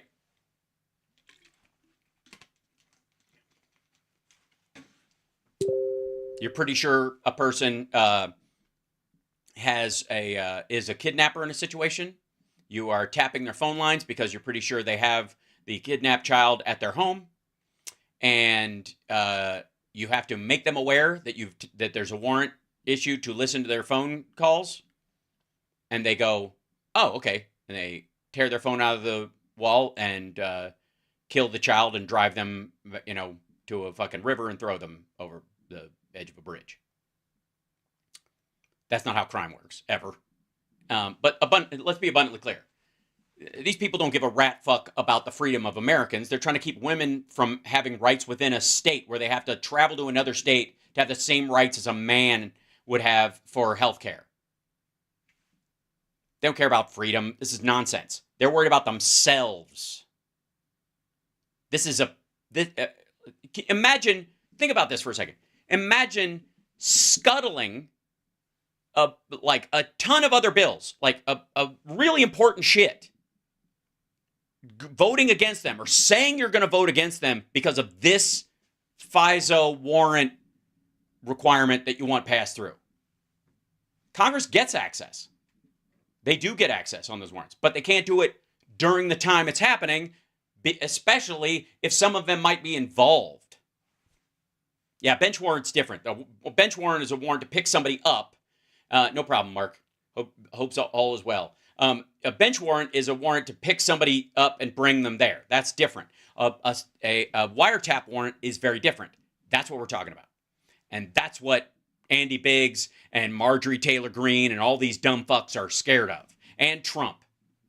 And Don Jr. and Eric. They're all fucking panicked about it. Those kind of policy choices, instead of leading out, he is kowtowing to certain of the, what I would call DC cartel. And the DC cartel. Okay, that's how we know that Andy Biggs is in contact with probably drug runners, I'm guessing. That really becomes the problem. Yes. And what do you mean? Yeah. No. You know what the problem is? Calling the government you work in a cartel, you dumb fuck. You don't believe it, or you wouldn't be there.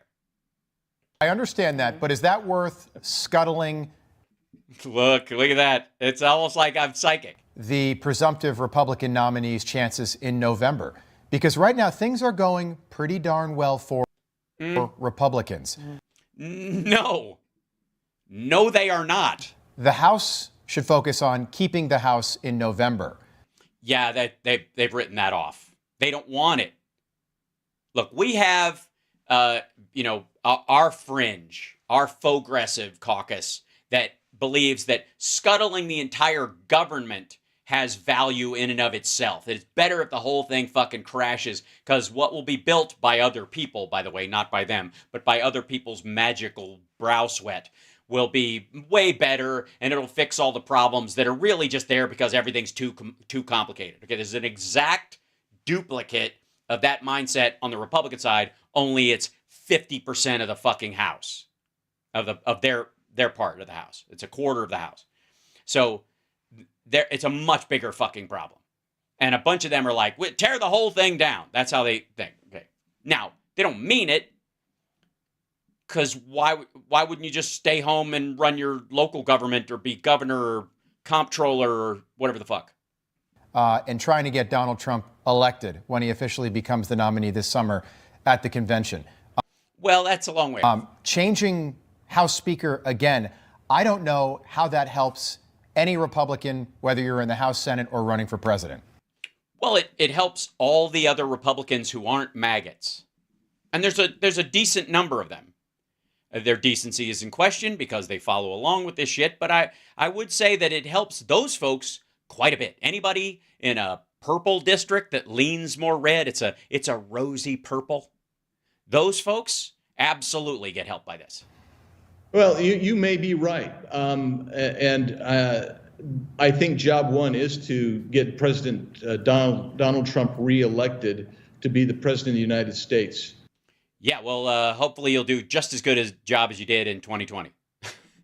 But job two to remember is, if you keep supplying Donald Trump, even when he's president, with the kind of leadership that we have seen here, is that going to prevent him from getting his agenda through? No. The lack of a plurality of Republicans in the House and Senate will. I mean, it really is an interesting question. It's fucking ridiculous. I think it's a hypothetical question at this point. I'm extremely dismayed and disappointed in Mr. Johnson, Speaker. Mr. Johnson. He knows that. It's Speaker Johnson, if you're nasty. Told him that. But the reality is, job one is to get President Trump elected. Yeah. You asked, this wouldn't help. Is it smart to remove him now? And I said, I don't know. I don't know what smart is. Smart's not, I don't know if you've been watching, smart's not really my thing. But one thing I do know is we have to make sure President Donald Trump is the president in 2025. Yeah, he's not going to. I think that should be the focus. We do just about 15 seconds, but I'm wondering if Ukraine funding, and by the way, you said it's a hypothetical. It might not be a hypothetical by the end of the week. Is Ukraine funding for you personally a red line? If Mike Johnson moves forward with some sort of Ukraine funding bill, and it seems like that's going to happen, is that a... Yeah, tell it, bring it. Yes. Yeah, Tell us how you're gonna vote to like, because Putin's on the other end. This is an audience of one moment, asshole. Red line for you. Well, Why are you cutting away to Mike Johnson's face when he's going to answer? Was there an edit you're covering? I haven't made any red lines for Mike Johnson as Speaker. I haven't made any red lines. But I will tell you that, perpetuation of bad policy is a bad way to get President Trump elected. I can tell you that. Why? Why can't you run on bad policy got through and we'll put an end to bad policy? Don't most presidential candidates run on the stuff they'll do and the stuff they'll stop doing or they're not going to do anymore? Oh, I know. If it passes, you guys are going to want Donald Trump to come out and say he'll take away Ukraine funding and he's not going to do any more of it. And he can't do that or people will look at his books. And he's already fucked and he knows who he was showing the classified documents to, and therefore he can't. Oh, I love this. So you're just going to box him in. Good times. I think somebody should tell Marjorie Taylor Greene that. If Donald Trump getting president, then you better do good policies and do what Republicans want you to do. Wait, hold on. Did you hear that Marjorie Taylor Greene line in the background? I don't know why the fuck they're doing overlay shots while they're talking. This is of him. I don't understand. Like, is this so the audience hates Mike Johnson or are sympathetic to him? But he goes, somebody better tell Marjorie Taylor Greene. Get President Trump elected. I can tell you that. I think somebody should tell Marjorie Taylor Greene that. Did you hear that? Trump getting president, then you better do good policies and do what Republicans want you to do.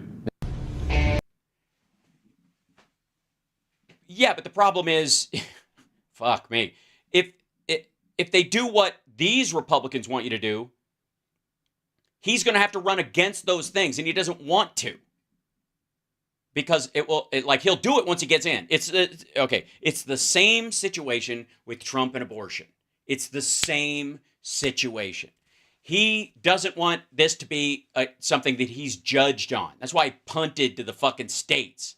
I'm good with IVF being illegal in 6 weeks and all this. Do what you want. Fuck around with women all you want. A marketplace of ideas. As the leader of the United States, what I'm trying to say is that the United States will not be united on this issue. Women will be second-class citizens or third-class citizens in some states and equal citizens in others. And that's how I'm going to run the country because that's how they've been in my life except for the equal part. But these guys in particular, all these different strategies, what they don't recognize, or maybe they do and they're trying to call Trump's bluff on this because they think he will acquiesce to it, perhaps, I don't know, is that they vote against Ukraine funding and then they just fucking stand on it. They don't let it through, ever. Don't let them die. Let them lose. They're going to lose by the summer if we don't back them, which they're not going to do. But they think this. And so these motherfuckers are like, if we could just hold out a little while longer, they'll lose. And then Donald Trump will talk about how he could have made a deal right away and all these people died. And it just ended up in a stalemate. And Russia got the Donbass and Ukraine had to stop. And that's the new border. And that's fucking that. And nobody could help them. And Trump would have fixed that in a day. And all these people wouldn't have had to die, mostly Russians. That's what they want to sell. But it's not going to turn out that way because A, that's a fantasy in their head. It's not how it works. And that the only problem that Ukraine has really had in the last 2 years is when our funding stalled and more of them had to die. More of them died than had to in this fight. Specifically because of Andy Biggs and Marjorie Taylor Greene and Mike Johnson. Because especially if the funding goes through, that's the problem. So now they have to recognize this funding goes through. Suddenly the Ukrainians get on the battle foot again, and start like expanding the fight in a serious way. Then they have to go, oh fuck. So that's what would have happened if they had the money at the time. And so everybody who the Russians killed between now and when we basically cut off aid, limited. Yeah. So like that's on us. That's what they're going to be. Yeah. Anyways, I love you guys. Like, subscribe, give the thumbs up, support the show. Next up, if I may. Now, it might appear that Republicans are pathologically, hypocritically, and specifically, the YouTube chat doesn't show up on the chat feed. It doesn't? It should. Why would it not? It doesn't say it, but it doesn't have a little symbol by, the Twitter's on the right-hand side. It's showing on there. Well, I apologize. That's very strange. Hold on. Thanks, Jane. I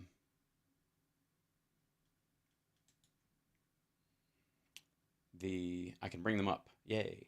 They got their money the old-fashioned way. They stole it, right? Oh, that's weird, Eileen. All right, I will fix that. That is a separate issue. Maybe, hold on. How about I'll do this? I will fix that. I'll fix it another day, because if I start fucking around with it, we both know that it will. So I'll be very careful and fix it off the air after the show. So thanks for pointing it out, and I will remedy it as best I can. Hurrah! Now, what I was going to say was Mike Johnson is not the only Republican that Republicans are Republicaning on right now, and that would be apparently people are getting a little sick of James Comer's bullshit too. And by the way, this is another clip from Wake Up America, which is just printing gold right now in the Republican on Republican crime. Sebastian Gorka says James Comer should demand the audio of Joe Biden's interview with special counsel Robert Hur. Why? Why? You have the transcript. Who cares? You think you're going to catch him snoring at some point? Or do you think there's going to be a pause there that you can try to use? Or like we can't. Here's his problem, and I'll just read this right. I'll just present this right away before we even get into this bullshit, which we may not do the whole thing, but it's only 5 minutes. It's a short clip. The reason he wants audio is because Gorka is the kind of guy who has followers that don't read. Yeah, you can't give us a transcript. Now, you can give me a transcript. I'll fuck a transcript up. We've done it here on the show. We had a great time. But they don't do transcript theater. They don't know how to do it. They don't have a Sparks or a Maddow, right? Here we go. Oversight Chairman James Comer released a statement saying, quote, the Biden administration does not get to determine what Congress needs and does not need for its oversight of the executive branch. They kind of do, though. I mean, that's sort of the point of executive privilege and all those kind of things. Yeah, they do. Also, what's your oversight part? What are you going to do? Listen to it and go, that doesn't sound believable. He said it sounded believable, but I don't believe it. What do you mean? It's done. Try again. Try harder. The American people demand transparency from their leaders, not obstruction. I agree. I want to know the details of he and his brother's real estate deals. I want to know the communications that Matt Gaetz had with Joel Greenberg. I want all the conversations between Mark Meadows and Steve Bannon, Rudy Giuliani, and Roger Stone on January 6th at the Capitol back and forth when he said I want a copy of the FaceTime that they had. I would like to see all the partners of Donald Trump's LLCs. Any Donald Trump company where he is not all the jobs at once. Some of them he's like treasurer, director, member, CEO, Dick Smear, whatever the rest of them are. Anyone where he's only got one title, I want to know who the other people are. Who's the treasurer? Who's the co-director? Who's the partner? I want to know all those names. Let me hear. I want transparency for my leaders. Not obstruction. Dr. Gorka. Someone tell Hal to watch A Storm Foretold, please. Please tell me that's not a QAnon documentary. What happens next here? Well, I'd like to see Chairman Comer show a bit of bloody backbone. Ew. What kind of duel to the death do you think this is? Bloody backbone. Remember my friend Michelle Bachmann. Oh, she's the married lady with the really butch husband who doesn't at all do Christian conversion therapy for gay people and totally believes in women's rights. And she's still in Congress, isn't she? I don't remember what she does for a living. She's probably she's so smart. She's probably in the administration. When she was a congresswoman. Oh, you're right. That's a good point. Yeah, was.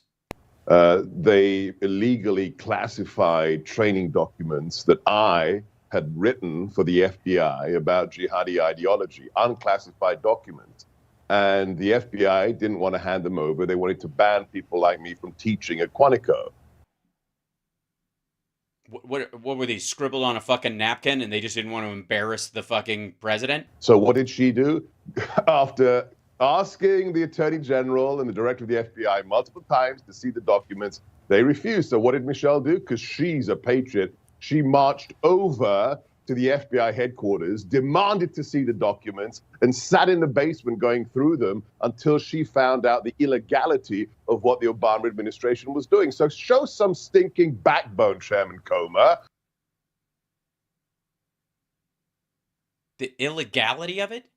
What's illegal about a decision to not have you teach some bullshit someplace? Your training manuals are not mandatory. The fuck? And walk over to the DOJ, because if you don't get those documents... Also, training manuals that you wrote that are in there and they're like, nah, we don't release any of our training manuals for lots of reasons, because if you have access to one, you have access to all of them, and if you share them out, you share them to all of them. Like, nobody even gives a fuck at this point. But your magic training manual for jihadis, that you think that the American people have the right to see what you... Then fucking write your own... Here's a good idea, dumb fuck. Write your own private version of them. I'm sure you have a draft copy in that empty fucking dome of yours. Write a book. If you don't get those audio files, guess what? What? What, Comer? If I don't get them, what? You're not in control of the administrative state that... Don't let the door hit you where the good Lord split you, Comer. The fuck out of here. Now. What do you mean? Yes, I'm sure everybody there would be shitting themselves with laughter. There is no congressional oversight. There is no congressional. You're right. The American Congress has no concrete oversight. Administrative state. There is no congressional oversight. If you, as a chairman, can simply be stonewalled. You're kidding, right? So you think Jim Jordan should have shown up for the January 6th committee for the chairman, who was a Democrat? By Biden's lackeys. We know it's not Merrick Garland. We know it's Lisa Monaco. President Trump said it. Obama. And if he says it, it's absolutely true. Like the stock price on Truth Social is going to be great and just keep going up like a rocket ship. Obama lackeys run this administration, and it looks like the Republicans just want to roll over for them. Yeah.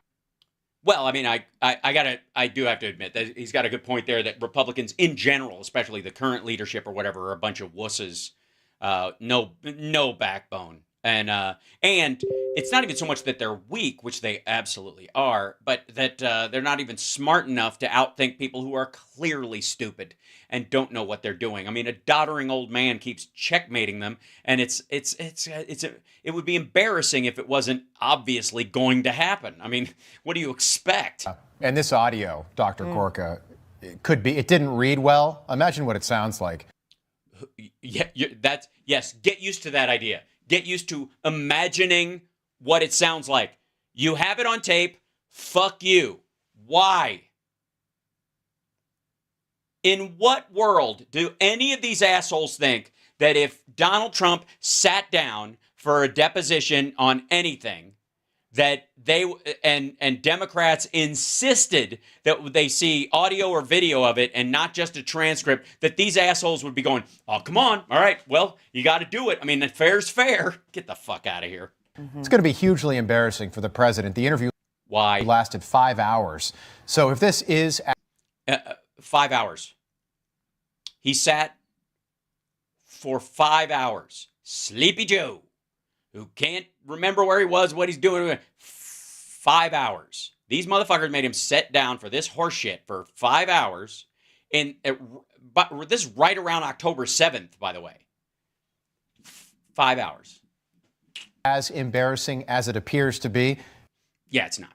This could. It doesn't even appear to be embarrassing. Cost. If it did, you would have something in the transcript. Joe Biden the election because. No, it won't. Because it totally. It totally not. Brings back every question we had about the president before the State of the Union address. Is he able to continue to serve? Jesus Christ. Well, you had those questions before, and then you saw the State of the Union, and those questions went away.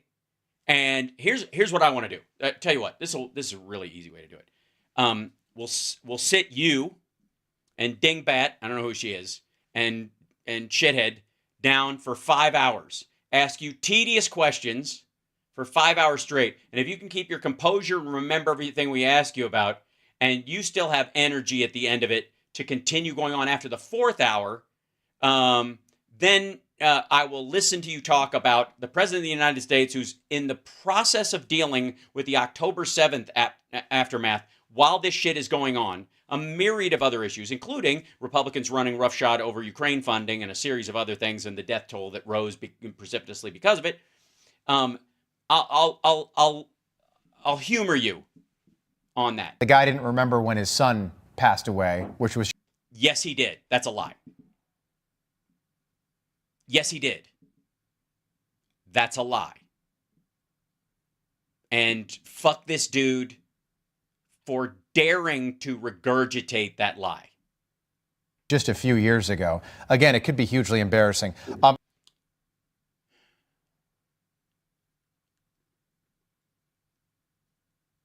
Just, if I may, the like.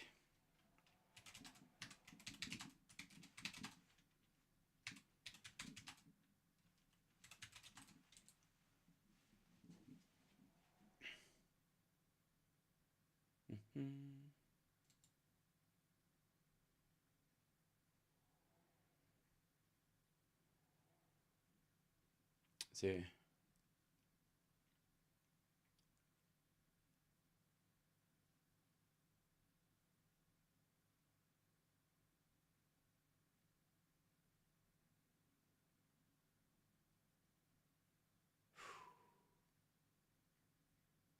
Okay, this is he apparently said they asked him what year it was, and he said the month, because he was like, he just went straight to the date, the actual day. The report said investigators found Biden's memory was significantly limited during interviews with his ghostwriter and an interview with her office last year. According to the report, during the interview, did not remember when his son Beau died, nor the years he was vice president. How in the hell dare he raise that? Frankly, when I was asked the question, I thought to myself, it was none of your damn business, Biden said in the remarks at the White House on Thursday. Can you imagine asking some dude when your kid died? When did your son die? What month did your son die? What year was that? In a deposition about classified documents and your writer and all that kind of stuff. Hey, when did your kid die? That was a long process, right? That was years, and then the ending, the months were tragic and dragged on. Remember that? When was that? Biden started to say he wore his son's rosary every day since the day he died, but stopped appearing to choke up. Every Memorial Day, we hold a service, which is, by the way, you know, that email, they talk about how there was a talk with Petro Poroshenko and Hunter Biden was CC'd on it. The reason he was CC'd on it was because that was the thing that Biden was doing that day, but included with it was his schedule for the weekend, which included a day off on Monday because they were having a memorial service for his son. Every Memorial Day, we hold a service remembering him, attended by friends and family and the people who loved him. I don't need anyone to remind me when he passed away. He then reiterated that when he sat down with the special counsel at the same time I was managing an international crisis, asked if he later felt his memory had gotten worse. He said, my memory is fine. Take a look at what I've done since I've become president. None of you thought I could pass any of the things I got passed. How'd that happen? Yeah. Fuck. Like, counsel her and this asshole and this prick. Ugh. I want to play you some video of the media reacting to Donald Trump stating his position on the issue of abortion. Oh yeah, wait, hold on. I have that track right here. He said Heard that Saudi Arabia and Russia will repeat your. No. Trump said. Our army manned the airport. It ran the ramparts. It took over the airports. It did everything it had to do. No, that wasn't. It was something else. He can do things with his tongue you wouldn't believe it. Asshole. So yeah, what did he say? Yesterday. Take a look. You know, they're worried about immigrants coming into these cities. Wait till these women start coming into cities that allow abortion. It's going to be flooded with women. What? I mean, when they relocate Yes, to get the yes. housing. Relocate. If they can even get out of their state, because these women don't even have money to leave Texas or whatever to come to New York. We shouldn't believe anything Trump says. We should look at, like you said, we should look at what he does. He overturned Roe v. Wade. He said he wanted to punish women. And what I think the thing we should pay the most Are these assholes going to say he didn't say that? Do I have to dig up that clip? Attention to in this statement that I agree with Tara was word salad, verbal applesauce, whatever you want to call it. No one should be tricked by his word salad statements. To him, he could care less about women's rights or freedoms. That's pretty clear. He's also, his guiding principle on this issue is political expediency. That's also clear. Yeah, Jen. Yeah, obviously. I guess everybody at Newsmax has the Greg Kelly reflex, like talk over a woman. Just stop the clip, asshole. Just pause it. Just have them stop it when you're not even on camera. Just do this to the fucking crew and they'll... Here's a good idea. Get a fucking button. Dr. Gorka, Donald Trump's trying to... See, I have one. ...become president. And then I don't even have to worry about talking over you unless I fucking want Obviously, to. He's trying to please as many people as he can to try to win over some of those independent, maybe moderate voters in November. Yeah, look, I couldn't mention it at the time, but last week I was in the room in Mar-a-Lago helping him craft this bullshit. The president craft those words, and I'm really. You want credit for this now? Okay, ladies and gentlemen, this is ladies. It's a Gorka special. You know, the fact that Trump wanted to say it is one thing, but this is the asshole who told him how to say it. So if you didn't like how it sounded, ladies, you just don't know what a butch alpha Brit is. very proud of the statement as released. Yeah, not delivered. Look, this is what is Joy Reid, using Hunter Biden's crack pipe? I mean, what are you talking about? Right, this yeah. No, she's using Don Jr.'s bong and his rolled up $20 bill. About women are going to be flooding into those. I mean, are you just celebrating mass murder? No, she's saying that women are going to have to travel out of state to get an abortion if they need them. And there's 340 million people in this country. That's a huge volume that these clinics and these hospitals will have to deal with, especially if they put it off or they attempted something else or they got a back alley abortion or something like that. And then they show up at the hospital and they won't in Texas be treated because they have to hide it. So they're going to fucking drive across the border bleeding to death. And you'll just go, well, she had it coming, bitches shouldn't have ate that apple.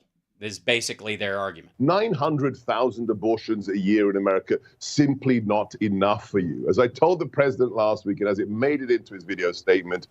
Oh, okay, so this is your slice. He did the right thing. Roe v. Wade was... Okay, by the way, this is why we told this, and also, I don't know what fucking color this is. I think it's mango saddle, I think is what it says. If... It was a discontinued color. I know that. It didn't really sell well after Tammy Faye Baker died. But yeah, this is that color. I don't know what the shit. Yikes. Yeah, mango saddle. That's what I call that's his face color. It's really weird.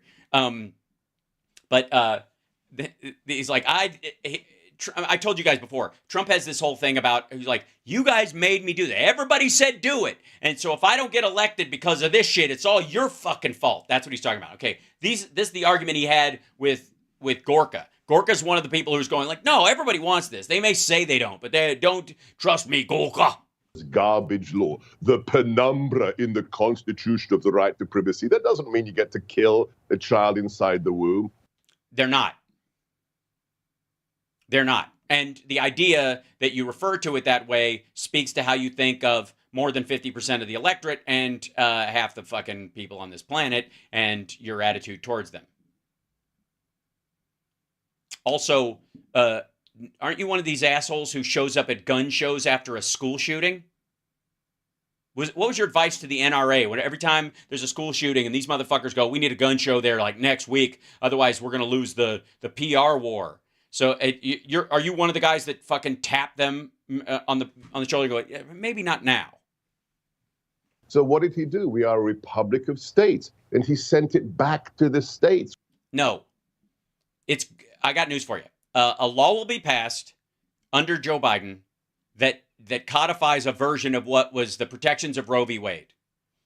And it will more than likely have special exceptions, and it will have a limit on elective abortions at probably 25 weeks, something like that, because if it's just the choice, I don't want to be pregnant, you can do that earlier and you have plenty of time to do it. And after that, it has to do with rape, incest, and the life of the mother, because there's a lot of other moving factors, and that's what the majority of Americans want, and it's also a sensible approach to it. Safe, rare, legal, the Clinton idea, and that's where it's going to go. That's what's going to happen. And the Republicans are going to sue over it, and it's going to stay the law of the land, and it will push back every attack on it, because women should have the same rights as men as far as their ability to have they have American constitutional rights across the country. My rights as a man don't ebb and flow by state as far as bodily autonomy. If I need a prostate exam, I can get one in even the states that have the most draconian anti-gay regulations. You know why? Because these guys are full of shit. That's why. Where it should be and where the people get to decide. But I guess for the likes of Joy Behar and Jen Psaki, a million terminations of living human beings in the womb isn't enough. Okay, so, but you're okay with him not passing a rule that in the other states they can just do it. So you're cool with the states that you could just drive across. You don't need to check ID, right? The state can't pass a law if they do decide to do that you can't go to some other state and do it, because it's none of your fucking business. If you're saying it's up to the states, then it's up to the state next door, and you can't do shit. And Americans have the right to pass through state borders without ID checks or any of that kind of shit. So what you're saying is codify the absolute will. If Democrats want to execute babies, like Donald Trump says, you're saying have at it, giant populist states. That's what freeways are for. Especially when 4 out of 10 black pregnancies are killed in the womb. This is the idea that abortion is really a way of lowering the population of black people in the country. This is often, by the way, when it first came out, was a pro-life / second wave feminist talking point. Now it's worked its way up into Republicans just using it as a talking point and pushing on this. Also, he doesn't care. Who are the real haters? Who are the real haters, especially of minorities in America? I think we now know. Yeah. So the idea is that if black women can't afford to get an abortion, or can't afford to travel to have an abortion, or or in a state that will track your periods, that it's really up to the paternity of the state to make sure that they carry babies to term, because apparently black women are more susceptible to the abortive practice than white women are. They just do it. They've been tricked into it by society. Apparently, according to him, black women are dough-headed and can't think this through on their own. And if it's available, they'll just jump at it, because it's the way black people are, crime, crack, abortion. It's just, if it's, they like convenience. That's the Gorka way. That's just so you know. Yeah, that's what Gorka is talking about. That's what he means. Now, Trump needs somebody to get an abortion. Shit, he just gets one of his buddies like Elliot Broidy to foot the bill, and then I'll take you out to dinner later. You just drive her over there and get it done, and just keep my name out of it, and we're good. And I'll, when I'm back in office, I'll give you a tax break. Yeah, just fucking gross. Also, I don't, ladies and the men who love them in the chat room, I don't want you to worry about the Gorkas of the world. I don't want you to. You're going to be just fine. Because guys like me and voters like you are going to come out in mass in November and send these assholes packing on such a giant and embarrassing level that they will spend most of their time on Rumble, like a dude at the end of the bar talking about glory days when he threw the winning football, pass in a high school game and he's fucking 53. That's where we're going to leave these motherfuckers. Just for the record. I don't want you to worry about it. I want you to get excited to vote them out, but I don't want you to think they have control over your emotions and that they deserve your anxiety. They have not earned the right to make you anxious or worrisome. They don't get that power. Fuck them. I and everybody like me and everybody within the sound of my voice is going to vote to guarantee that women have equal rights to men in this country. What you do with it is up to you. That's what makes it America. But I'm not going to fucking tie an anchor to women's ankles and then claim I'm faster than they are. Like these motherfuckers. Doesn't work that way. Nope.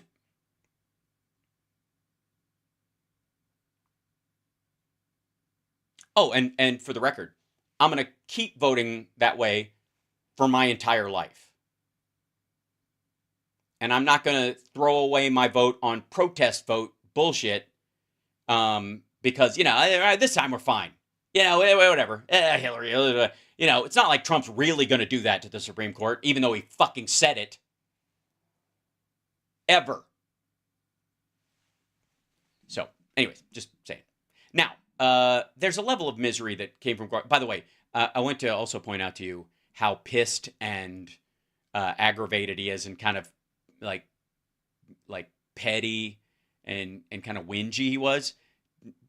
That shouldn't be lost on you. He's one of the guys who actually gets to see what the real polls look like. Their internal polls, which are terrible. Just saying.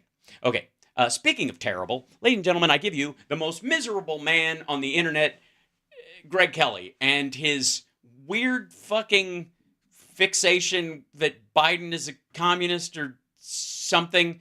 Yeah. Okay. This is, there's a lot in this clip, apparently. Allegedly. We'll see. Greg Kelly. Does Joe Biden look like a public servant? Yes. Yes, he does. Especially when he's passing an infrastructure bill or the CHIPS Act or the rescue plan. Yeah. During that shit, especially. And I even think he looks like a public servant during the fucking Easter roll, you tit. But listen to the explanation on this one. Greg Kelly reacts to the media's coverage of the solar eclipse. Apparently, they didn't think the rapture was really going to happen, and they were having a great time. Whatever. And President Biden's pursuit of power. He's the president already. Pursuit complete. He uncovers the swampiness of the deep state. Okay, whatever. I can just filler. Thank you, Erica. By the way, like, subscribe, thumbs up, support the show. Patreon.com/HalSparks if you want to support the show long term. Really appreciate it. You can do it in one fell swoop annually or whatever. And then, of course, bits and super chats are always welcome. And I thank you guys. And if I miss them, I apologize because I'm just doing the show. And you're the reason I get to do the show. So thank you. All right. Now, this other one, this swampiness and deep state is just like, I don't know, say something. What do you want to write? I don't fucking know. swampiness, deep state. Shit, I don't get tired of this shit. Like, why don't I just, you know what I should do? I'm going to make a note in my notes, and I'm just going to put swampiness in the deep state, and I'm just going to cut and paste at this point, because it's really just the same shit. But I would like to say, before we even start, I enjoy how miserable he looks. Just saying. Pretty good. Pretty fucking good. Pretty good. Oh yeah, we got a big chat in here with it, like it, because outside it's packed. I'm just saying, if you're just watching and you're not in the chat and all that kind of stuff, hi, it's cool. If you're watching later, hello. You can do a super thanks. I think that's in there or whatever. You clip pieces of the show, share them with your friends. If my big clips are too long and all, I get it. And then of course you can just like and hit the thumbs up, and that helps. Flows just free. Just do that. Hi. Also, if you're on Twitch, it'd be great if you subscribe. If you have Amazon Prime, it doesn't cost you a dime. Anyways, so here we go. This is, I don't know what the fuck this Comrade Joseph shit is. I mean, I guess you got to spin it. But like, if Trump is totally sucking Putin's balls, you have to run this fucking interference play all the fucking time. I was not into it. Sorry. What? Pop culture, movies, music, the joy of family gatherings, Christmas, the outdoors, the indoors, the bus. What were you not into? Maybe because I don't live in the zone of trouble, the trouble zone, the cone? No, you live in the zone of trouble all the time, my troubled friend. You are the zone of trouble. Thanks for giving us a new nickname for you. Greg Kelly, the most miserable man on the internet, the zone of trouble. Some sort of zone. Jesus Christ. You don't get out much, do you? At all. Now, I don't blame you, because you don't get invited out. Millions across the zone of totality. For those Well, why would you pre-watch your clips? in the zone of totality, it can be a unique experience. Unless you're in that zone of totality, in that. By the way, the zone of totality is where it completely blocks out the sun except for the ring around it. Because we just got a little like a shade, like a big cloud patch went by. Path of totality, and only during totality. Is that Joel Osteen? And is he selling Eclipse frisbees to his accountant? What is happening in this clip? They actually acted like the zone of totality was something we all knew and understood, and they explained it in it, you dumb bastard. That's the point. They earlier in all of these broadcasts, they call it the zone of totality. The setup is this is the zone of totality. This is what it means, and it's because the total thing is. And then you jump in the middle because somebody shows you a piece of a clip. And you're like, I don't give a fuck. And you're just basically yelling at this clip the way you shit on your staff there who put this fucking montage together. yes, of course, it's the zone of totality. I've seen a couple of these eclipses before. We've had a few of them before. Nobody ever talked about the zone of totality. That's because this one passed right over the fucking Midwest, and everybody got to see it. The last one didn't go this way. You saw it from an angle. This is the first one in a long time where a bunch of people in America, in Tennessee, could go the fuck outside and look at it like a bunch of dumbasses. Even when Trump had it, he didn't get to see it was like I want to say like 80% wherever they were. It was still impressive, but it wasn't the zone of totality. Made it sound so prestigious somehow. Anyway. And you're angry about that? Is it because of your lack of prestige? It's because of you wear ties from Kohl's. It's nothing to be ashamed of. You have plenty to be ashamed of, Greg, and it's not where you bought the tie that matters. It's just your general kind of demeanor. That's over, and Joe Biden is...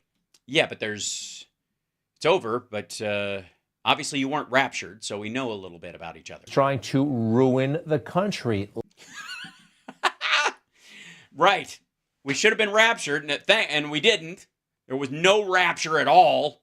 Thanks, Joe Biden. Literally ruin. Literally. He wants to literally ruin. He's going to ruin the country. He's going to ruin it. How is he going to ruin the country? What's going to ruin America? America, the beautiful. America, the great. America, the incredible country. What will ruin America. What is it? The country and make us something we're not. What are something we're not? Charitable, you mean? Is that what you're thinking? We actually are, but you're not. I get it. A socialist, maybe even a communist state. He doesn't have the authority, but he's doing it anyway. From day one, my administration has been committed to fixing the broken student loan system. Right. That's why it's legal, because it's like unfair. I mean, there's an imbalance in it because you can't repossess somebody's education. So there's always been an issue with giving somebody a loan for something that's in their fucking head. And so there's been this deal with it, and the government knows this. And so for the longest time, the government has been backing the loans, meaning that we're on the hook for it. The taxpayer's on the hook for it if the person falls through. Not the loaning, not the loaning company, not the bank. If the bank loans you money for a student loan and you totally blow them off, they still get paid by the government. It's all covered. They're all backed by the federal government, all of them. So there is no risk at all. So here's what I want to know. Why is there anything more than a serviceable interest rate on it? Right? Because there is zero. Because isn't an interest rate for a bank loan really about the cost of getting the money in the first place, which is zero, and the risk of not getting it back, which is zero? So honestly, I don't understand what the fuck the interest rate is even for. And making sure higher education is a ticket to the middle class, not a barrier. Yeah, that sounds like somebody who wants to destroy America. You're going to wreck America. If we don't have Trumps and plebes, are we even America? Yeah, he's all about breaking barriers. Barriers to the middle, barriers at the border, barriers. He hates barriers. And from day one, I think his mission was to kind of destroy this country. I think people getting educated, being able. Who wants educated people to be able to buy a home? What if I live on the bus? All right, how many people he's going to try to buy their votes by Election Day? You're kidding me, right? Have you heard Trump in Iowa talking about how the farmers owe him? Buy their votes. My administration has approved debt cancellation for 4 million Americans through various actions. And today, I'm announcing new plans that would cancel student debt for millions more. In total, these plans would cancel some or all student debt for 30 million Americans. All right, in total. What did those 30 million Americans do, Greg? What do they do? What do they, why them? Do they all get degrees in underwater basket weaving? Or is this all gender studies issues that you have, all that kind of shit? Yeah, or are they nurses? Are they doctors? Are they public defenders? Are they environmental scientists? Are they, basically getting a job in the government so they effectively get an apprenticeship instead of having to have had an education? They get their loan paid off by the government because they went to work for the government, and effectively it's just circular money, and we can just eliminate a step. Nah, it's probably just a bunch of chicks who want to study, I don't know, their vagina in a fucking hand mirror and write poetry about it, right? Right, bro? Total, a zone of totality, perhaps. He does not have the authority. The Supreme Court keeps telling him, Joe, you can't do this.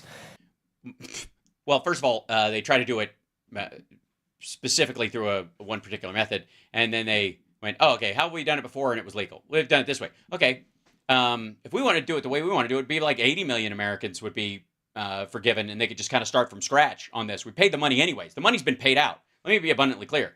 All of these banks are just getting their interest from these people as a chunk of money. They're not getting the principal back. They don't give a rat fuck about the principal. They don't even need it. We've already paid for it. The U.S., the taxpayers, that's long gone. And he keeps doing it. It's like he cares or something. It's weird. See here, the Supreme Court did say specifically that no authorization for the plan. Wow, it's a lot of dots. Are there no complete sentences in this ruling? And there's no clear congressional authorization for such a program.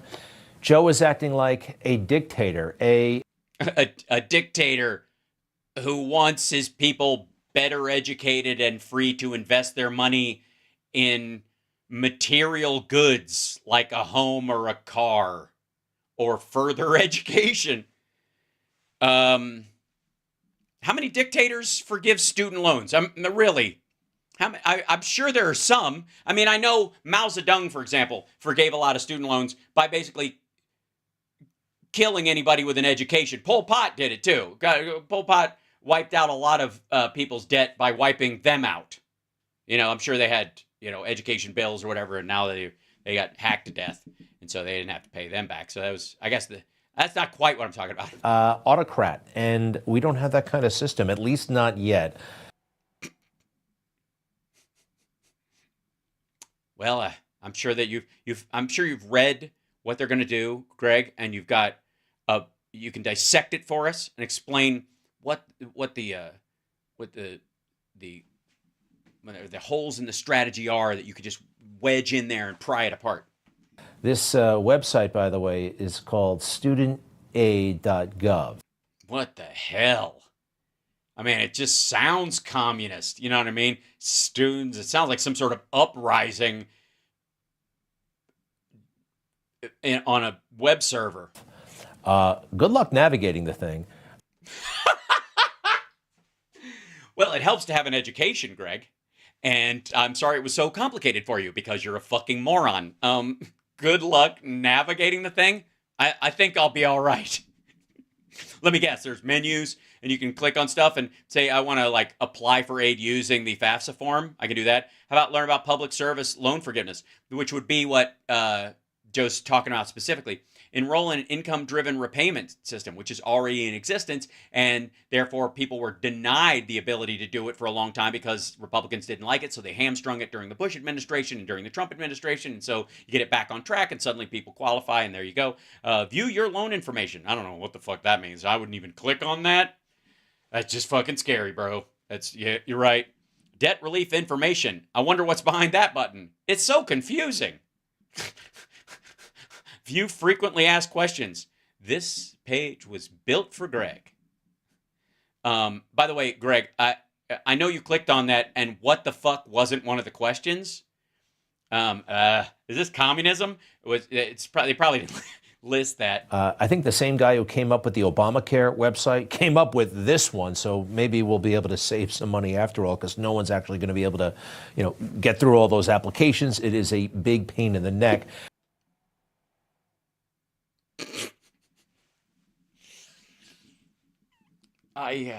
God damn. It's just so stupid. It hurts. It's like, this is, again, these are educated people, Greg. If you're arguing about the navigation of the website, and I don't even know why you're against it. Hal forgot about loan forgiveness for people with disabilities and teachers. No. I think the teachers part goes with the public service part of it. I just didn't mention them because there's multiple areas. And then, of course, people with disabilities, of course, is a separate thing entirely. But Joe's impulses here and that of his administration are communist. Comrade Joseph. We made this graphic, and it really sucks. And we didn't have time to put him in a Mao jacket, and I'm very confused. Joseph, like Joseph Stalin. Yeah, no, we get it. We get Joseph and Joseph. Yeah. Like Joseph, Jesus's stepdad. Or Joseph Frazier, I think there was yeah. Joe Stalin. We spelled it the same way. Yeah, we get it, stupid. See, we're having a much easier time navigating your shitty attempt at a joke or a slam, I guess, or a roast or something. We're having a much easier time doing that than you had trying to operate a Wix level website. This is not. Oh God, the tongue jut's just fucking freaking me out. This is public service. This is not even American politics. This is weird. This is straight out. Do you get the feeling he's just kind of, he's discussing this like someone who's been hit with a shovel. Articulate your point of view. Explain to everyone why it's what you're saying it is, not just hunting around for the synonyms, you dumb fuck. Of the manifesto. They do call it public service, right? And with great indignation, by the way, Joe is, and the whole family, we are about public service. Yeah, like cops and firemen and EMTs and soldiers. Are you out of your fucking mind? They have tried to dehumanize me, all to embarrass and damage my father, who has devoted his entire public life to service. He gets a little caught up there. No. Excuse me. He's reading a statement off of a piece of paper in front of the Capitol. You are staring at your fucking desk in a garage in San Diego or wherever the fuck they do this show.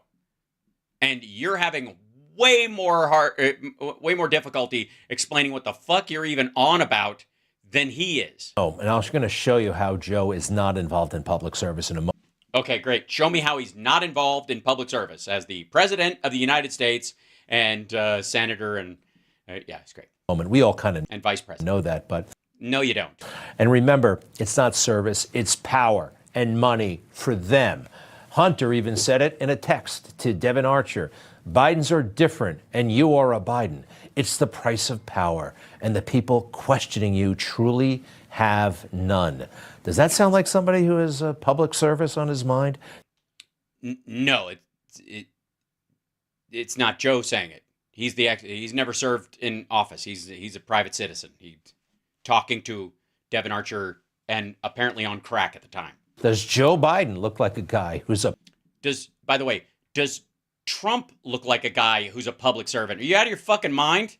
Public servant. Yes, he does. Yes. Yeah, that's a guy who's running for office in 1973. Not for public service, but for power. What? Then how did he stay so poor the entire time he was in the Senate? This is how Joe would dress when he went around Delaware. A hat that said his first name and a great big button, U.S. Senator. I'm fairly certain his kids gave him that hat, and he's running for Senate, dummy. This is when he's running for Senate. See the 4 part, you shithead? In case you forgot, I am a U.S. Senator, and please give me money. Anybody who's asking for donations, like that, I don't think that they have too much room for public service. Whoa! Really? Hold on one second, if I may. Let's see. I think... let's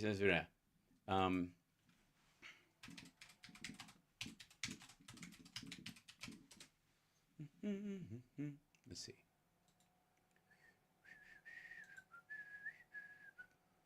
There we go. Let's see. I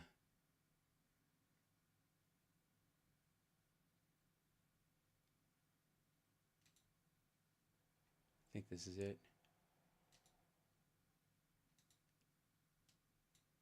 Our first quarter fundraising numbers are due to be given to the Federal Election Commission very, very soon. If you don't have the funds... Hold on 1 second. I have to open this up in here. This is too quiet. Let's see. Go to here. Funds. Pause. Hold on. Whoops. Don't even have to think about doing it. Don't give anything. Don't donate. Take care of yourself. But if you could chip in, if you've done well, if you've remembered those great... Oh, reload, you silly thing. Hold on. Funds, you don't even have to think about doing it. Don't give... Hold on. Give me 1 second. I'm gonna put this in here. Let's just see. Yeah, if somebody's asking for donations, you don't have time for. Let's see. Whoops. Shit. Hold on. Why do I keep doing that? You're such a weird. PCs, you're so weird. God damn it. Just do the thing. Hold on. I know. Wait. There we go. Copy. Excellent. And paste.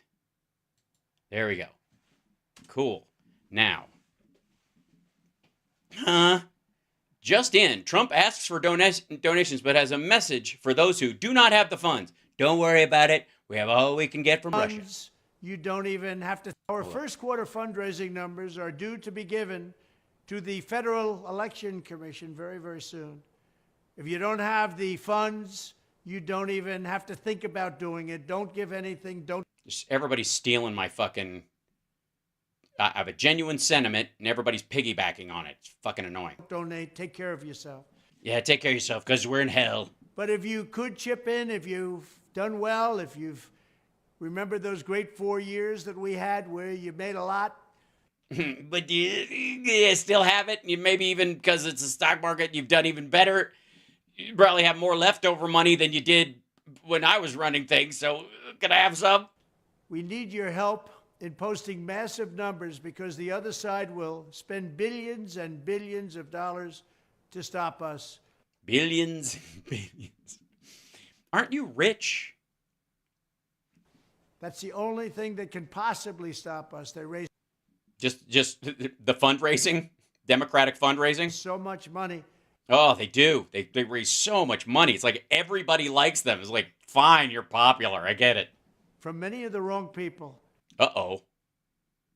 So not the Saudis, I'm guessing. So get in there. If you can afford it, chip in, and let's get it done. Thank you very much. Yeah, get it. Chip in. Let's get it done. Get her done, says Trump. Oh, sorry. Here we go. Back to this one. Our first quarter fundraising. Oh, shut up. Wrong one.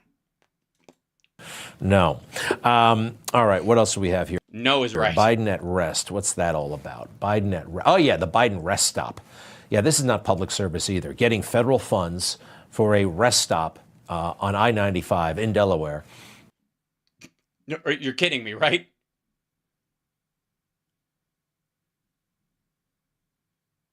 That they named for you. Is that public service? I don't think so. Joe? He got the funding to get one because they needed one, and it's a welcome center for the state. You drive into Delaware. It's not just a rest stop, stupid. He's their longest running senator. Are you out of your mind? Was the Prince of Delaware. Well then, and all he got was a fucking rest stop? What kind of power is he seeking? Jesus, I'm going to sell out the country to the Chinese. Not a joke, because I'm going to get a rest stop named after me. Now, granted, it is absolutely beyond Greg Kelly's glass ceiling in life to have a rest stop named after him. That is not going to happen, Greg. That ship has sunk. And if you go around Delaware, well, Joe was like their senator for a long time and then became vice president and was beloved and worked hard for the state. An institution. Okay, so I guess you're saying that everyone in Delaware is gullible and weak. That you didn't mess with because he would come after you. Would he? Would you? You mean like his wife's ex-husband?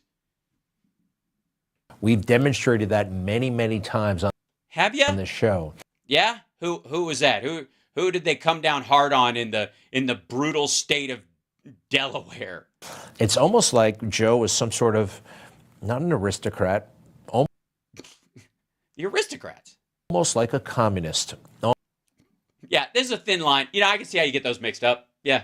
Yeah, it's aristocrats, communists. Have you ever heard Gilbert Gottfried's version of the joke, the communists?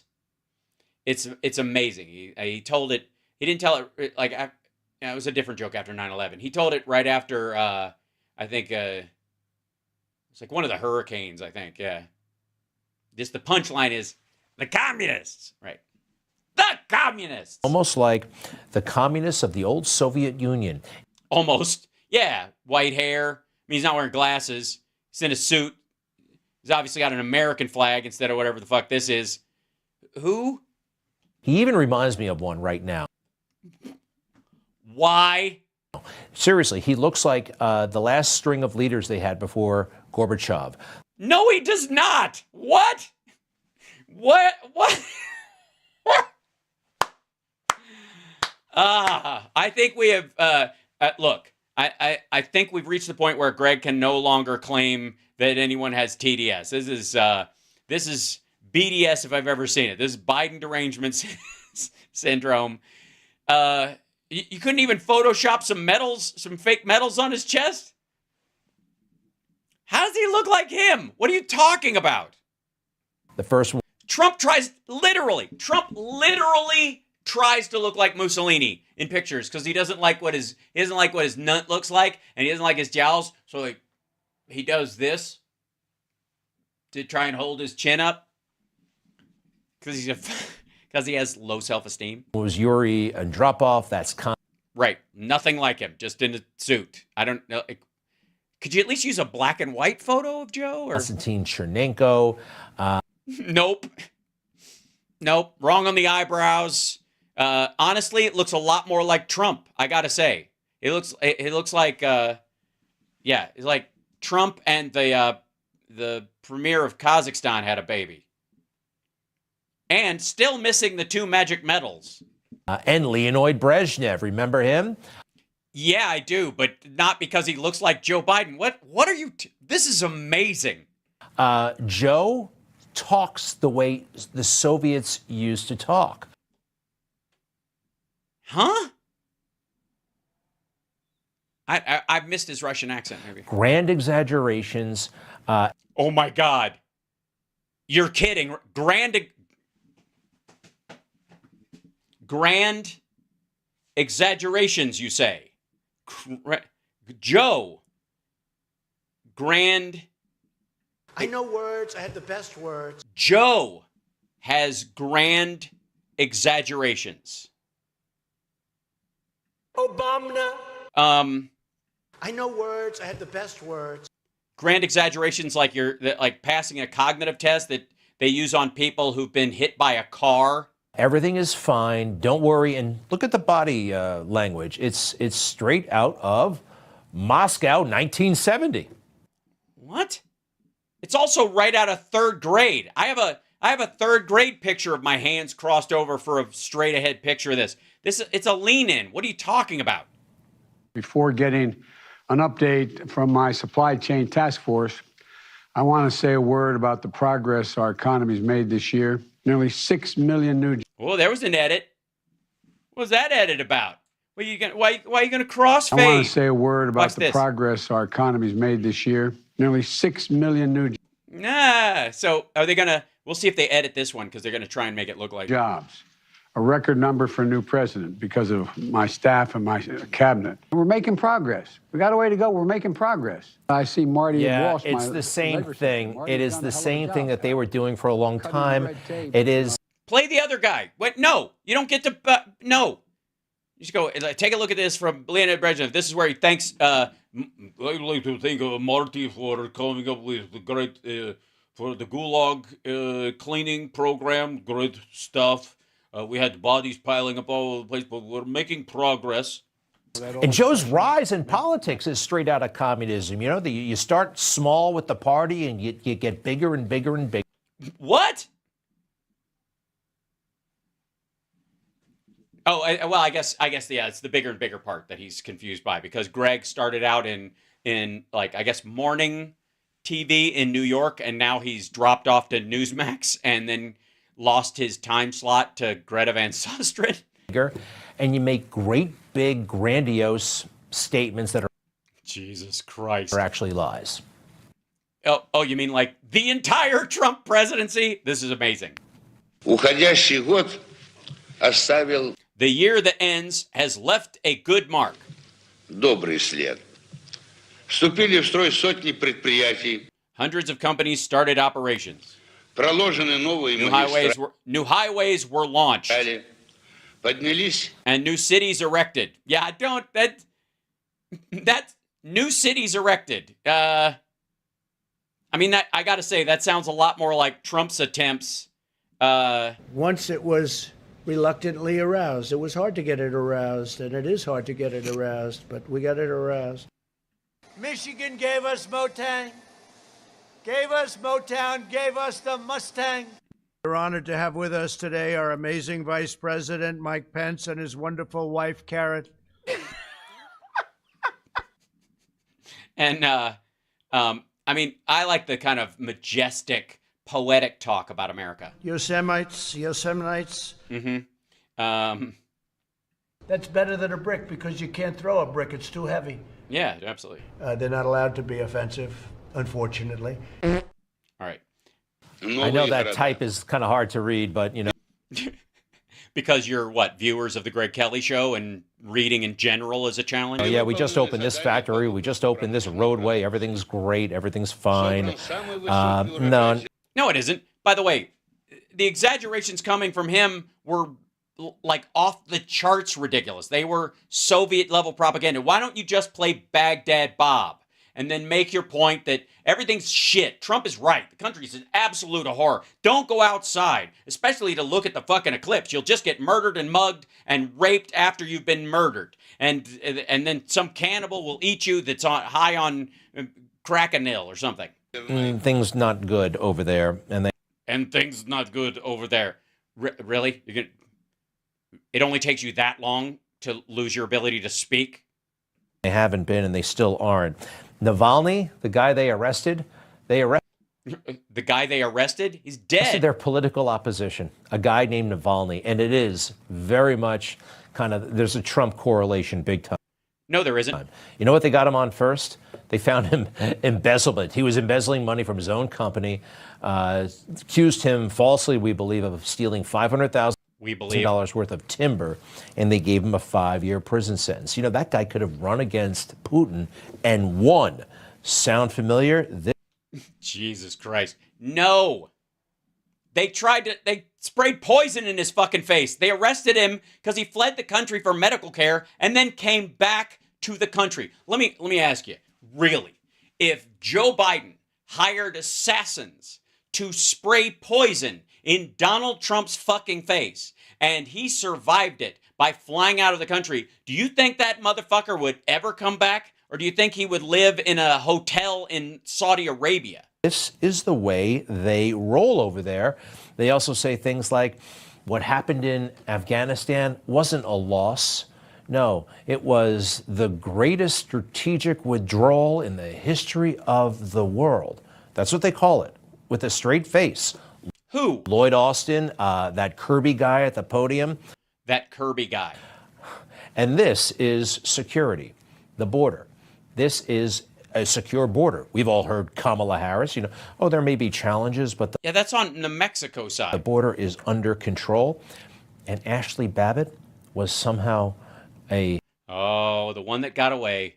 So for those of you just joining us, Greg thinks of Ashley Babbitt of his true work wife, that if she'd have survived, they would have been perfect together. They could have started a little sheep and goats prepper farm, and then eventually, who knows, if they got enough followers, they could move down to a Caribbean island and open a pineapple farm, and then obviously there'd be a little bit of a kerfuffle around Kool-Aid at some point, but up until then, they'd snuggle. Valid target? Our Lady of Fafo. Are you? Yeah, she was climbing through a literal window with a knife in her bag and a bunch of other people who were there to hang the vice president. Crazy? This is the kind of stuff that happens in communist countries. No, it isn't. In communist countries, she would have never made it up the steps.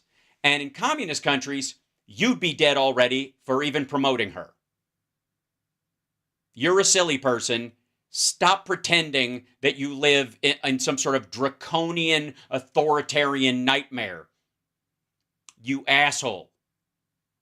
Especially when right after this is done or right before you had a nice meal or you're going to have a nice meal, probably way too much liquor for a weeknight, and then try and not to be miserable all the way on the bus ride in case somebody calls your bluff. A complete denial of reality. And I'm going to stay with this. Yes, we agree. You're in a complete denial of reality and you're going to stay with it. The January. It's basically what your show is. 6 people who are still going through the system. Are they going through the system? System that is warped and corrupt. Take this guy. He brought a Molotov cocktail near the Capitol. Mm-hmm. Yeah. Just near? How near? Baltimore? He didn't throw it. He didn't ignite it. But he came there with the intent to throw. He spent all morning making a Molotov cocktail. He was carrying a Molotov cocktail in the crowd as he watched the president. Are you fucking nuts? Maybe he was asked to make it and bring it so somebody else could throw it, and then that person got lost in the crowd because she needed to get ahead of everybody else, and she wanted to go through the fucking window, and she didn't wait, and you're standing there like a dick because she was really hot on the bus on the ride up there, and you're like, this fucking Ashley chick's gonna totally blow me because we're both patriots. I made a Molotov cocktail for her. She was talking about how she wanted one. I brought it for her. Where is she? She ran ahead. God damn it. You want this? He got nearly 4 years in federal prison. Yeah, define near, motherfucker. Okay. Yes, I'm okay with that. I'm okay with that. I'm okay with almost anyone who brings a Molotov cocktail to any public area doing jail time. Unless you're going to argue that there should be like open carry for Molotov cocktails. Now, there have been people in New York City who've actually thrown Molotov cocktails at police cars, multiple police cars. Well, the problem was in a couple of these cases, they couldn't prove it was the actual person. They were just with a group who did it. One of them got 1 year supervised release. The other guy got 15 months. See, you don't throw the Molotov cocktail. You think better of it, and you don't. Yeah, but this is a difference between a state law and how they handle it and a federal law and an attack on our function of government. And I'll give you an example. If you shoot at one of your neighbors and you strike them, there are all kinds of workarounds where you're going to, get a lesser sentence. Your attorney can probably work it down that you were firing at them and you believed your life was in danger and blah, blah, blah. But if that person is a police officer and they are talking to you through a fucking megaphone saying, we have a warrant, come out with your hands up, and you shoot at that police officer and you hit them, you're going to get a much worse sentence because everything that you do is about destroying the system, not, specifically in this case, not just acting out against your neighbor. And in this particular instance, they're acting against what they thought was racism versus we're just going to stop the count of the vote for all Americans. Don't throw it, you get 4 years. Those on the right, actually bombing a police car. We got a whole bunch of examples like this.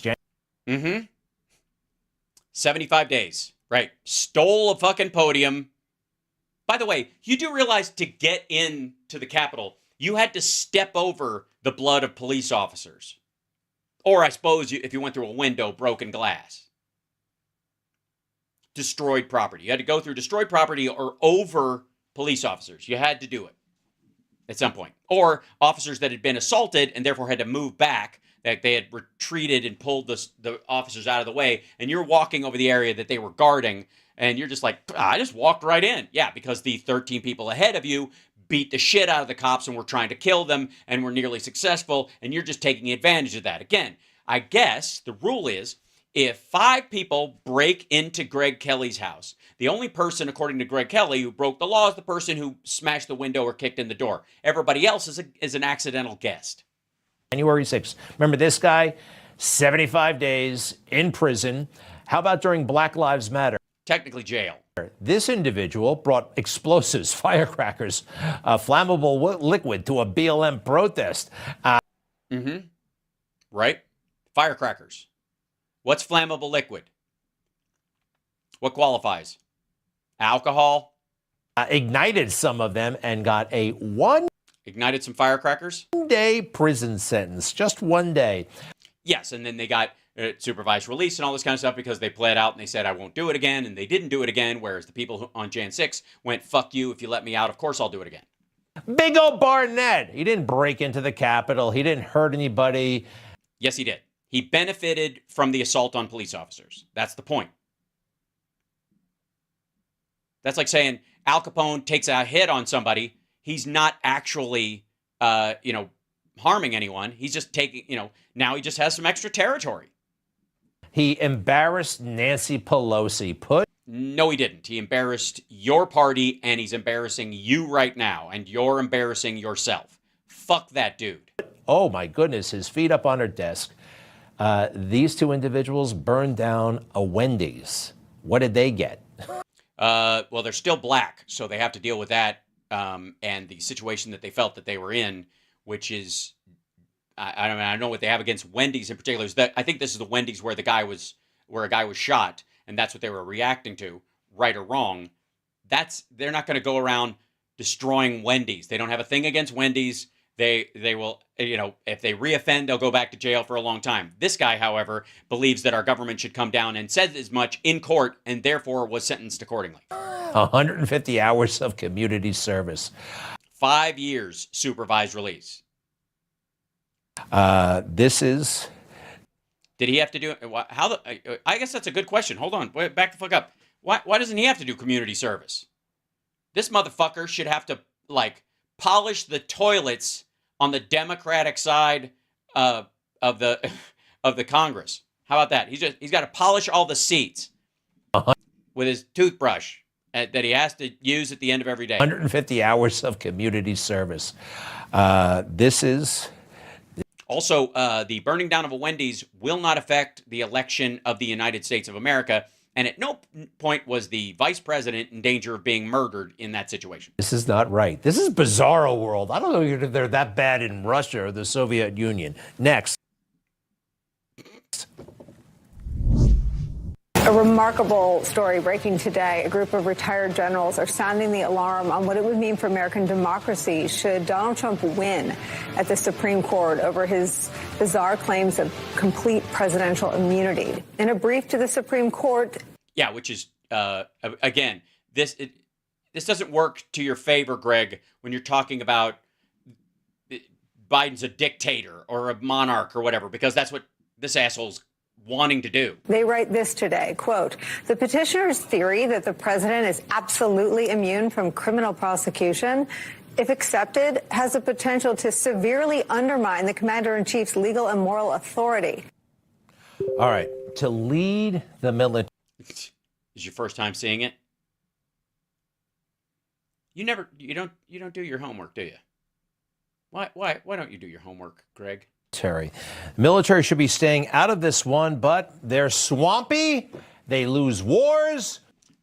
Yeah, fuck you, military. They're swampy and they lose wars.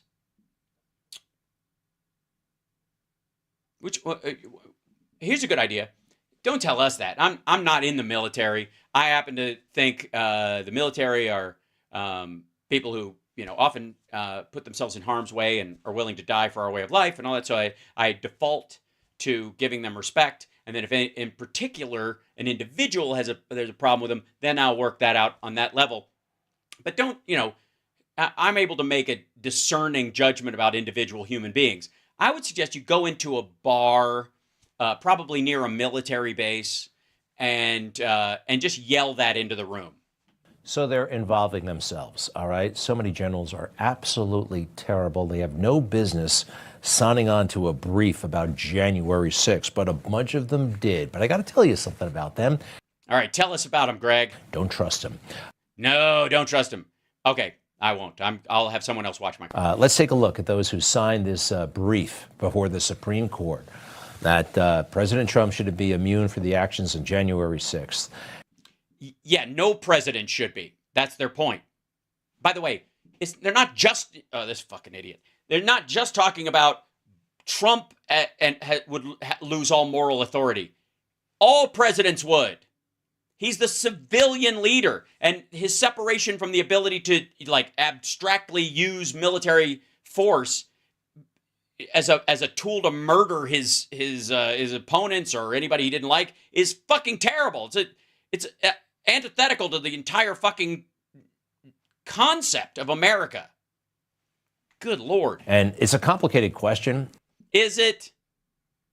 Is it though? And most of these guys have absolutely no idea what they're talking about. Unlike you. Most of them are not lawyers, but even the ones who are. Are you a lawyer? First of all, you're an idiot. What? Most of them aren't idiots, but thankfully you are, Greg, so you can hold our hand through this. I don't think they drafted the thing, but I have to. I don't think they drafted the thing. Oh, God. Remind everybody, these are mostly Democrats or people who are deeply conflicted and loyal to the Bidens personally.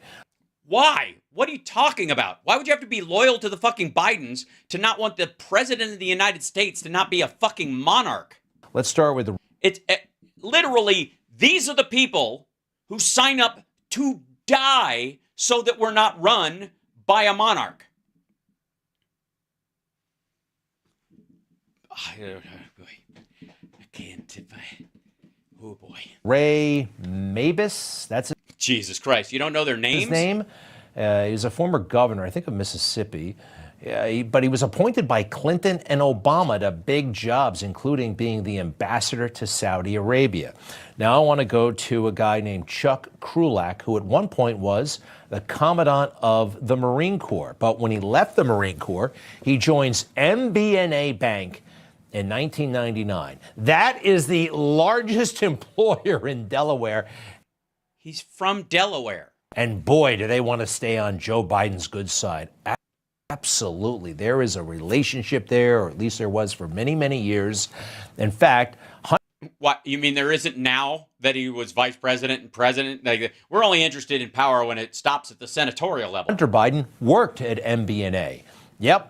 A son of Democratic vice presidential candidate Joe Biden was paid an undisclosed amount of money as a consultant by MBNA, the largest employer in Delaware. During the years, the senator supported legislation that was promoted by the credit card industry and opposed by consumer groups. And now... What did he tell him? Like, how to get this passed when it didn't? Now, one of their former employees... CBS News, 2008. ...who probably still gets a pension... is signing their name to a brief before the Supreme Court. They don't know anything about it. The military, they should stay the hell out of it. Really. This is getting dangerous and weird. Everything, do you notice how everything is weird with this motherfucker? I know I'm going long. I appreciate you guys hanging around. You notice that? Like, everything is just weird. This is weird. This is weird. It's weird. I think either he's subconsciously aware of how fucking weird he's being, or it's what he means is he doesn't understand any of this stuff, but he's got to defend it from his point of view. And the only way he can go, or the only way he can convince his audience that he's on their side, is by going, this is just wrong. It's just odd. You know, it's weird. It's just wrong. Another thing, this really could happen by next week. You know, Judge Merchan, he's presiding over that non-disclosure Michael Cohen, Stormy... Yeah, the pay a porn star to shut the fuck up case. Daniel's case, at least he's scheduled to. But he has a major conflict of interest. Oh, my God. How could he? Obviously. I mean, that thing with his daughter is no joke. Yeah, it is. And even liberal judges are saying so. One of the most liberal and in some ways worst judges in the world is a woman named Shira. It's a woman. Well, it had. I mean, you don't even have to say that, do you, Greg? I mean, the most liberal and worst has got to be a woman. Shinland. She's far left, terribly far left. But I'll give her this. On this case, she wants to follow the law. She says there's a law that says that Judge Merchan can't be a judge presiding in the Trump case. The daughter does work with many, many high-profile Democratic candidates. She works on their social media. They put out a post. They get contributions. She, as an owner, gets a percentage of those contributions. So there is a statute. If they don't make money, does she get if it doesn't work, does she get a fee off that as a PR person? Is she on the hook for the money that they lose? Like if they pay her, so she's only on commission? Is that the argument? In New York, which says a judge must disqualify himself if a person known by the judge to be within the 6th degree of relationship, and a daughter is the 1st degree, has an interest that could be substantially affected by the outcome of the proceeding. Okay, it wouldn't. Nope. The election has nothing to do with this fucking trial. She has nothing to do with whether or not this motherfucker gets fined or jailed for lying about, breaking campaign finance law. Nothing. She's not a lawyer that represents campaign finance groups. She's not an activist who works with a group that's trying to get money out of politics. She's not, directly, like she's not she's not on Biden's team in particular. You can't just leave it that she's a Democratic activist in general. That's not within the 6 degrees of separation at all. This is just goofy. Right? Like, what's her direct response? How about this? As a woman who has a uterus, perhaps she's going to be affected if he gets off and is reelected. How about that? There is a law. I didn't know that there was a law. You don't know anything, Greg. But hey, this judge knows the law, at least in this case. At least in this case. It's like working clock theory with Greg. Ordinarily, I would think that a benefit financially would be to a spouse because they share the income. This is an independent adult daughter. They don't share income. But according to this statute, the judge must recuse if she would substantially benefit from the outcome. She won't. She can't. How would she substantially benefit? Let me run this by you. She would actually lose business because of her gig. Maybe she was hired because she's specifically good at going after Trump. She's great at it. And if her father finds this motherfucker guilty and he goes to jail and can't, and he loses all the excess support and they have to find another candidate and all that kind of stuff, she's out of a fucking job because she was hired specifically for how good she goes after Donald Trump. How about this? How about he gets away with it and she's still going after him and she has to spend an outsized amount of time working on the campaign about him versus the, the local candidates she would have been put on otherwise. And so she's now got one account instead of 6. What are you talking about? Well, it seems pretty black and white that Judge Merchan needs to go away. No, it doesn't. Not at all. I mean, honest to God, all due respect to that lady judge, I understand her reading of that. But the next question would be, what would be the positive she would get from either direction? And by the way, it is a jury trial too. That's up to the, if she was a juror, maybe that's the thing. How much control does he have? And if he did fuck around with it, that would just give Trump grounds for appeal, wouldn't it? There are all kinds of other judges they can choose from. Maybe not one that gave to Joe Biden, wrote a check to Joe Biden. Are you kidding? All right, well then take Eileen Cannon off his Florida case. We'll do a hot swap. How about nobody who was put in by the Obama administration or, because Biden was there, or the Biden administration or the Trump administration? How about this? Only judges can cover over this is people who weren't in either one. How about that? We good? Of course we're not, because Trump will go to fucking prison for 100 years if he doesn't have Eileen Cannon running interference. We'd already have this fucking case running. And his daughter works for Kamala Harris. This is crazy. Then again, the whole damn thing is crazy, isn't it? No, it's not. You're silly. I love that. This is how much the crew of Greg Kelly's show likes him. Watch crazy. This. Then again, the whole damn thing is crazy, isn't it? Cut. Anyways, chat, I went way over, didn't I? Holy shit. And yeah. Yes, there's no way I have time to, oh God, I could go all night with this shit. It's so much. There's just so much. Hold on. And by the way, love you guys. Thank you so much. Hit that like and the thumbs up and stuff, and I'll let you guys go. And I've got show tomorrow in the morning and the afternoon. Phil will be with us. And I think, hold on one second. Let me check with Andrea. I think we definitely have Phil for the second hour. He's been working on his show, his suit, yeah. Oh, hold on. I'm gonna do this. There we go. This is, hold on. Control plus.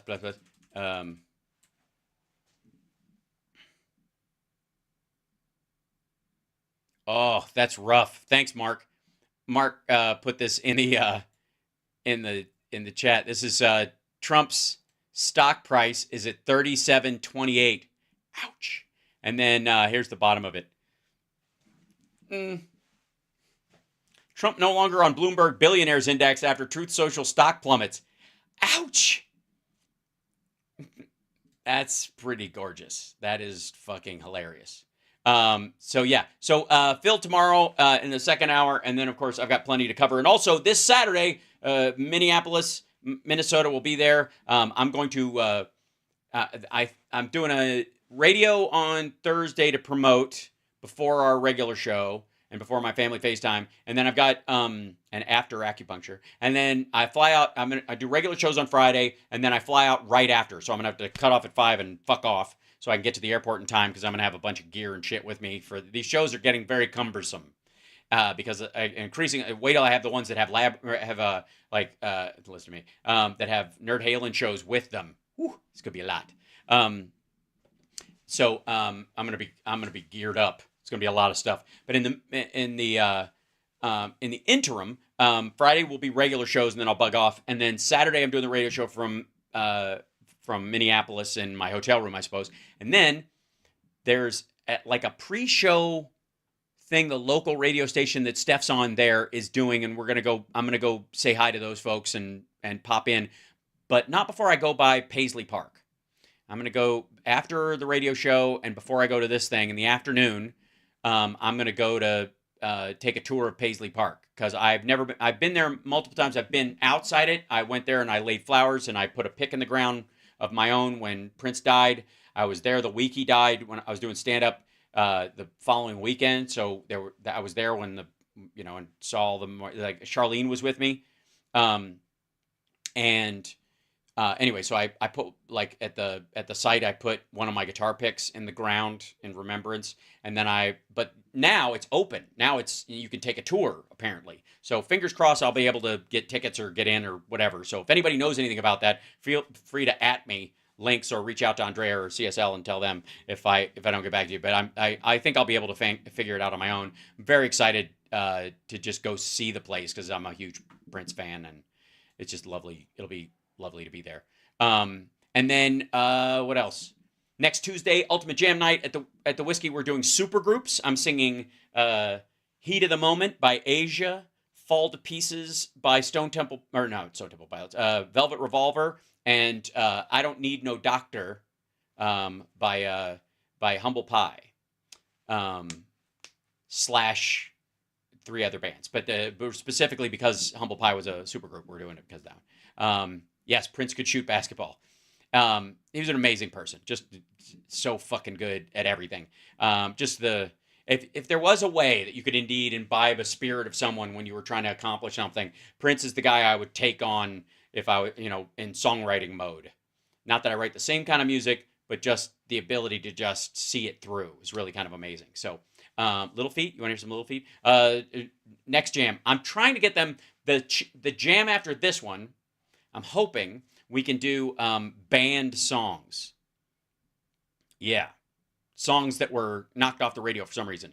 Songs like Helter Skelter and She Bop by Cyndi Lauper and SMF by Twisted Sister, which was one of the, from the album and one of the songs that got them in trouble where Dee ultimately had to go speak at the at Congress. And it's just, yeah. And Fuck Like a Beast by Wasp, which I don't know why that didn't get radio play.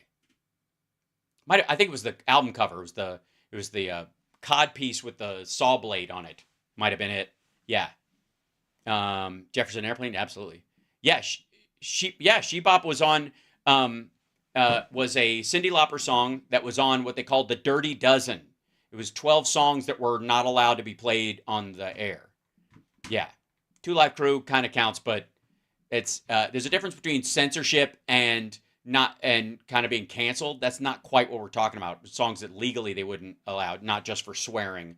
But the idea is that they should be songs that either were canceled because they should be canceled. In the case of Fuck Like a Beast, it was actually the album cover was also censored and stuff and had to be sold in a box, even in a grown-up area of a record store in the stack. And She Bop is about female masturbation, right? And it's not like it's super offensive. from, it's like it's a wink and a nod. It's got all. I mean, good Lord, there's so many fucking Zeppelin songs and other songs that are, wink and a nod to what's going on, and yet somehow She Bop got busted for it. So that's one of the songs I really like. So we're gonna do. Hopefully that one will be the next one. Yeah.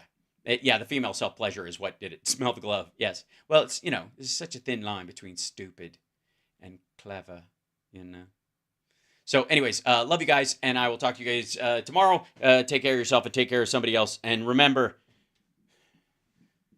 oh wait, I should probably just play the, where is it? Where it be here?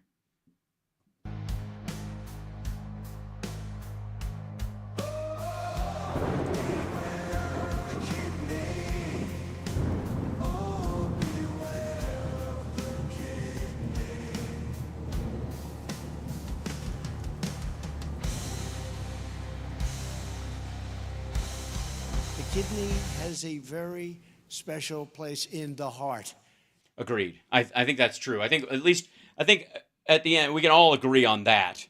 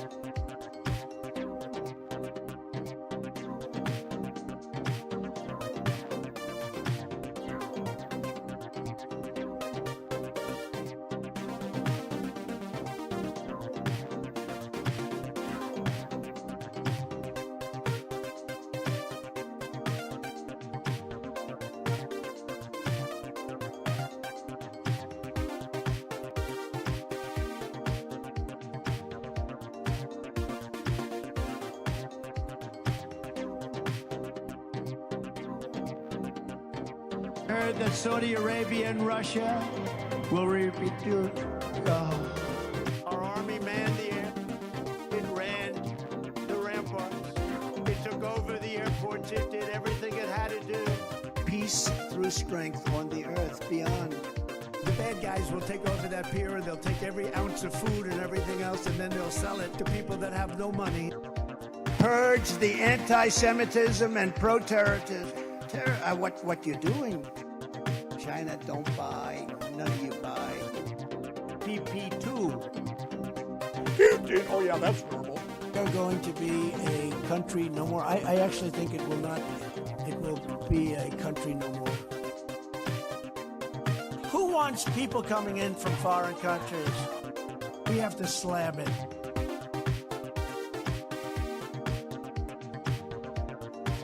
I had a beat off in his sock drawer. They said, oh, they don't like the gas. Free health care for illegal, look. A ninth world country, not a third world country, a ninth world country. Dumps. They call them dumps, big, massive dumps. Michigan gave us Motown, gave us the Mustang. We're going to be appointing very pro-crime judges. I've been involved in the two greatest scams in American history. Even brought a safecracker. Action replays in magnified fortune. Here I am like an idiot. Where's Dick? Hi, Dick. Do we like Dick? Yes. What? I know words. I have the best words. Anonymous, really anonymous. Criminal. Look, wait. Obama. I hope they now go and take a look at the oranges. The demonstrators who infiltrated the Capitol have defied the seat of justice. It's defiled, right? See, I can't see it very well. The diversity lottery made a pivotal, really, combat infantrymen. You know, we just said another stockbroker. You saw that, right? To be a sanctuary. 10,000 known or suspected gang members. Deliberately, willfully, and with total premeditation. Yesterday is a hard word for me. Very large a brain. Despite these obstacles, Karen, sanctuary defied the seat. I think I'm much more humble than you would understand. Late being a very positive word in this case. Real bipartisan solutions. What happened to the server? Winston Churchill stood on the rooftops in London, very calm, making speeches. Winston Churchill. Look, the Burmese executives. So this Burmese, they say, pronounce it Burmese. De-engineering. Action replays in magnified fashion. Climb over each other's face. You can climb right over their face. You don't have to wear masks. You don't have to do anything. I don't read, obviously. For Iowa values. For Iowa values. For Iowa values. They don't like the gas. The sand was loaded up with blood. I have a mouth that wants to save our country. Computer board. Computer board. So we're going to get it going to a level that nobody can ever turn course on us. Nobody can ever change. And God bless the United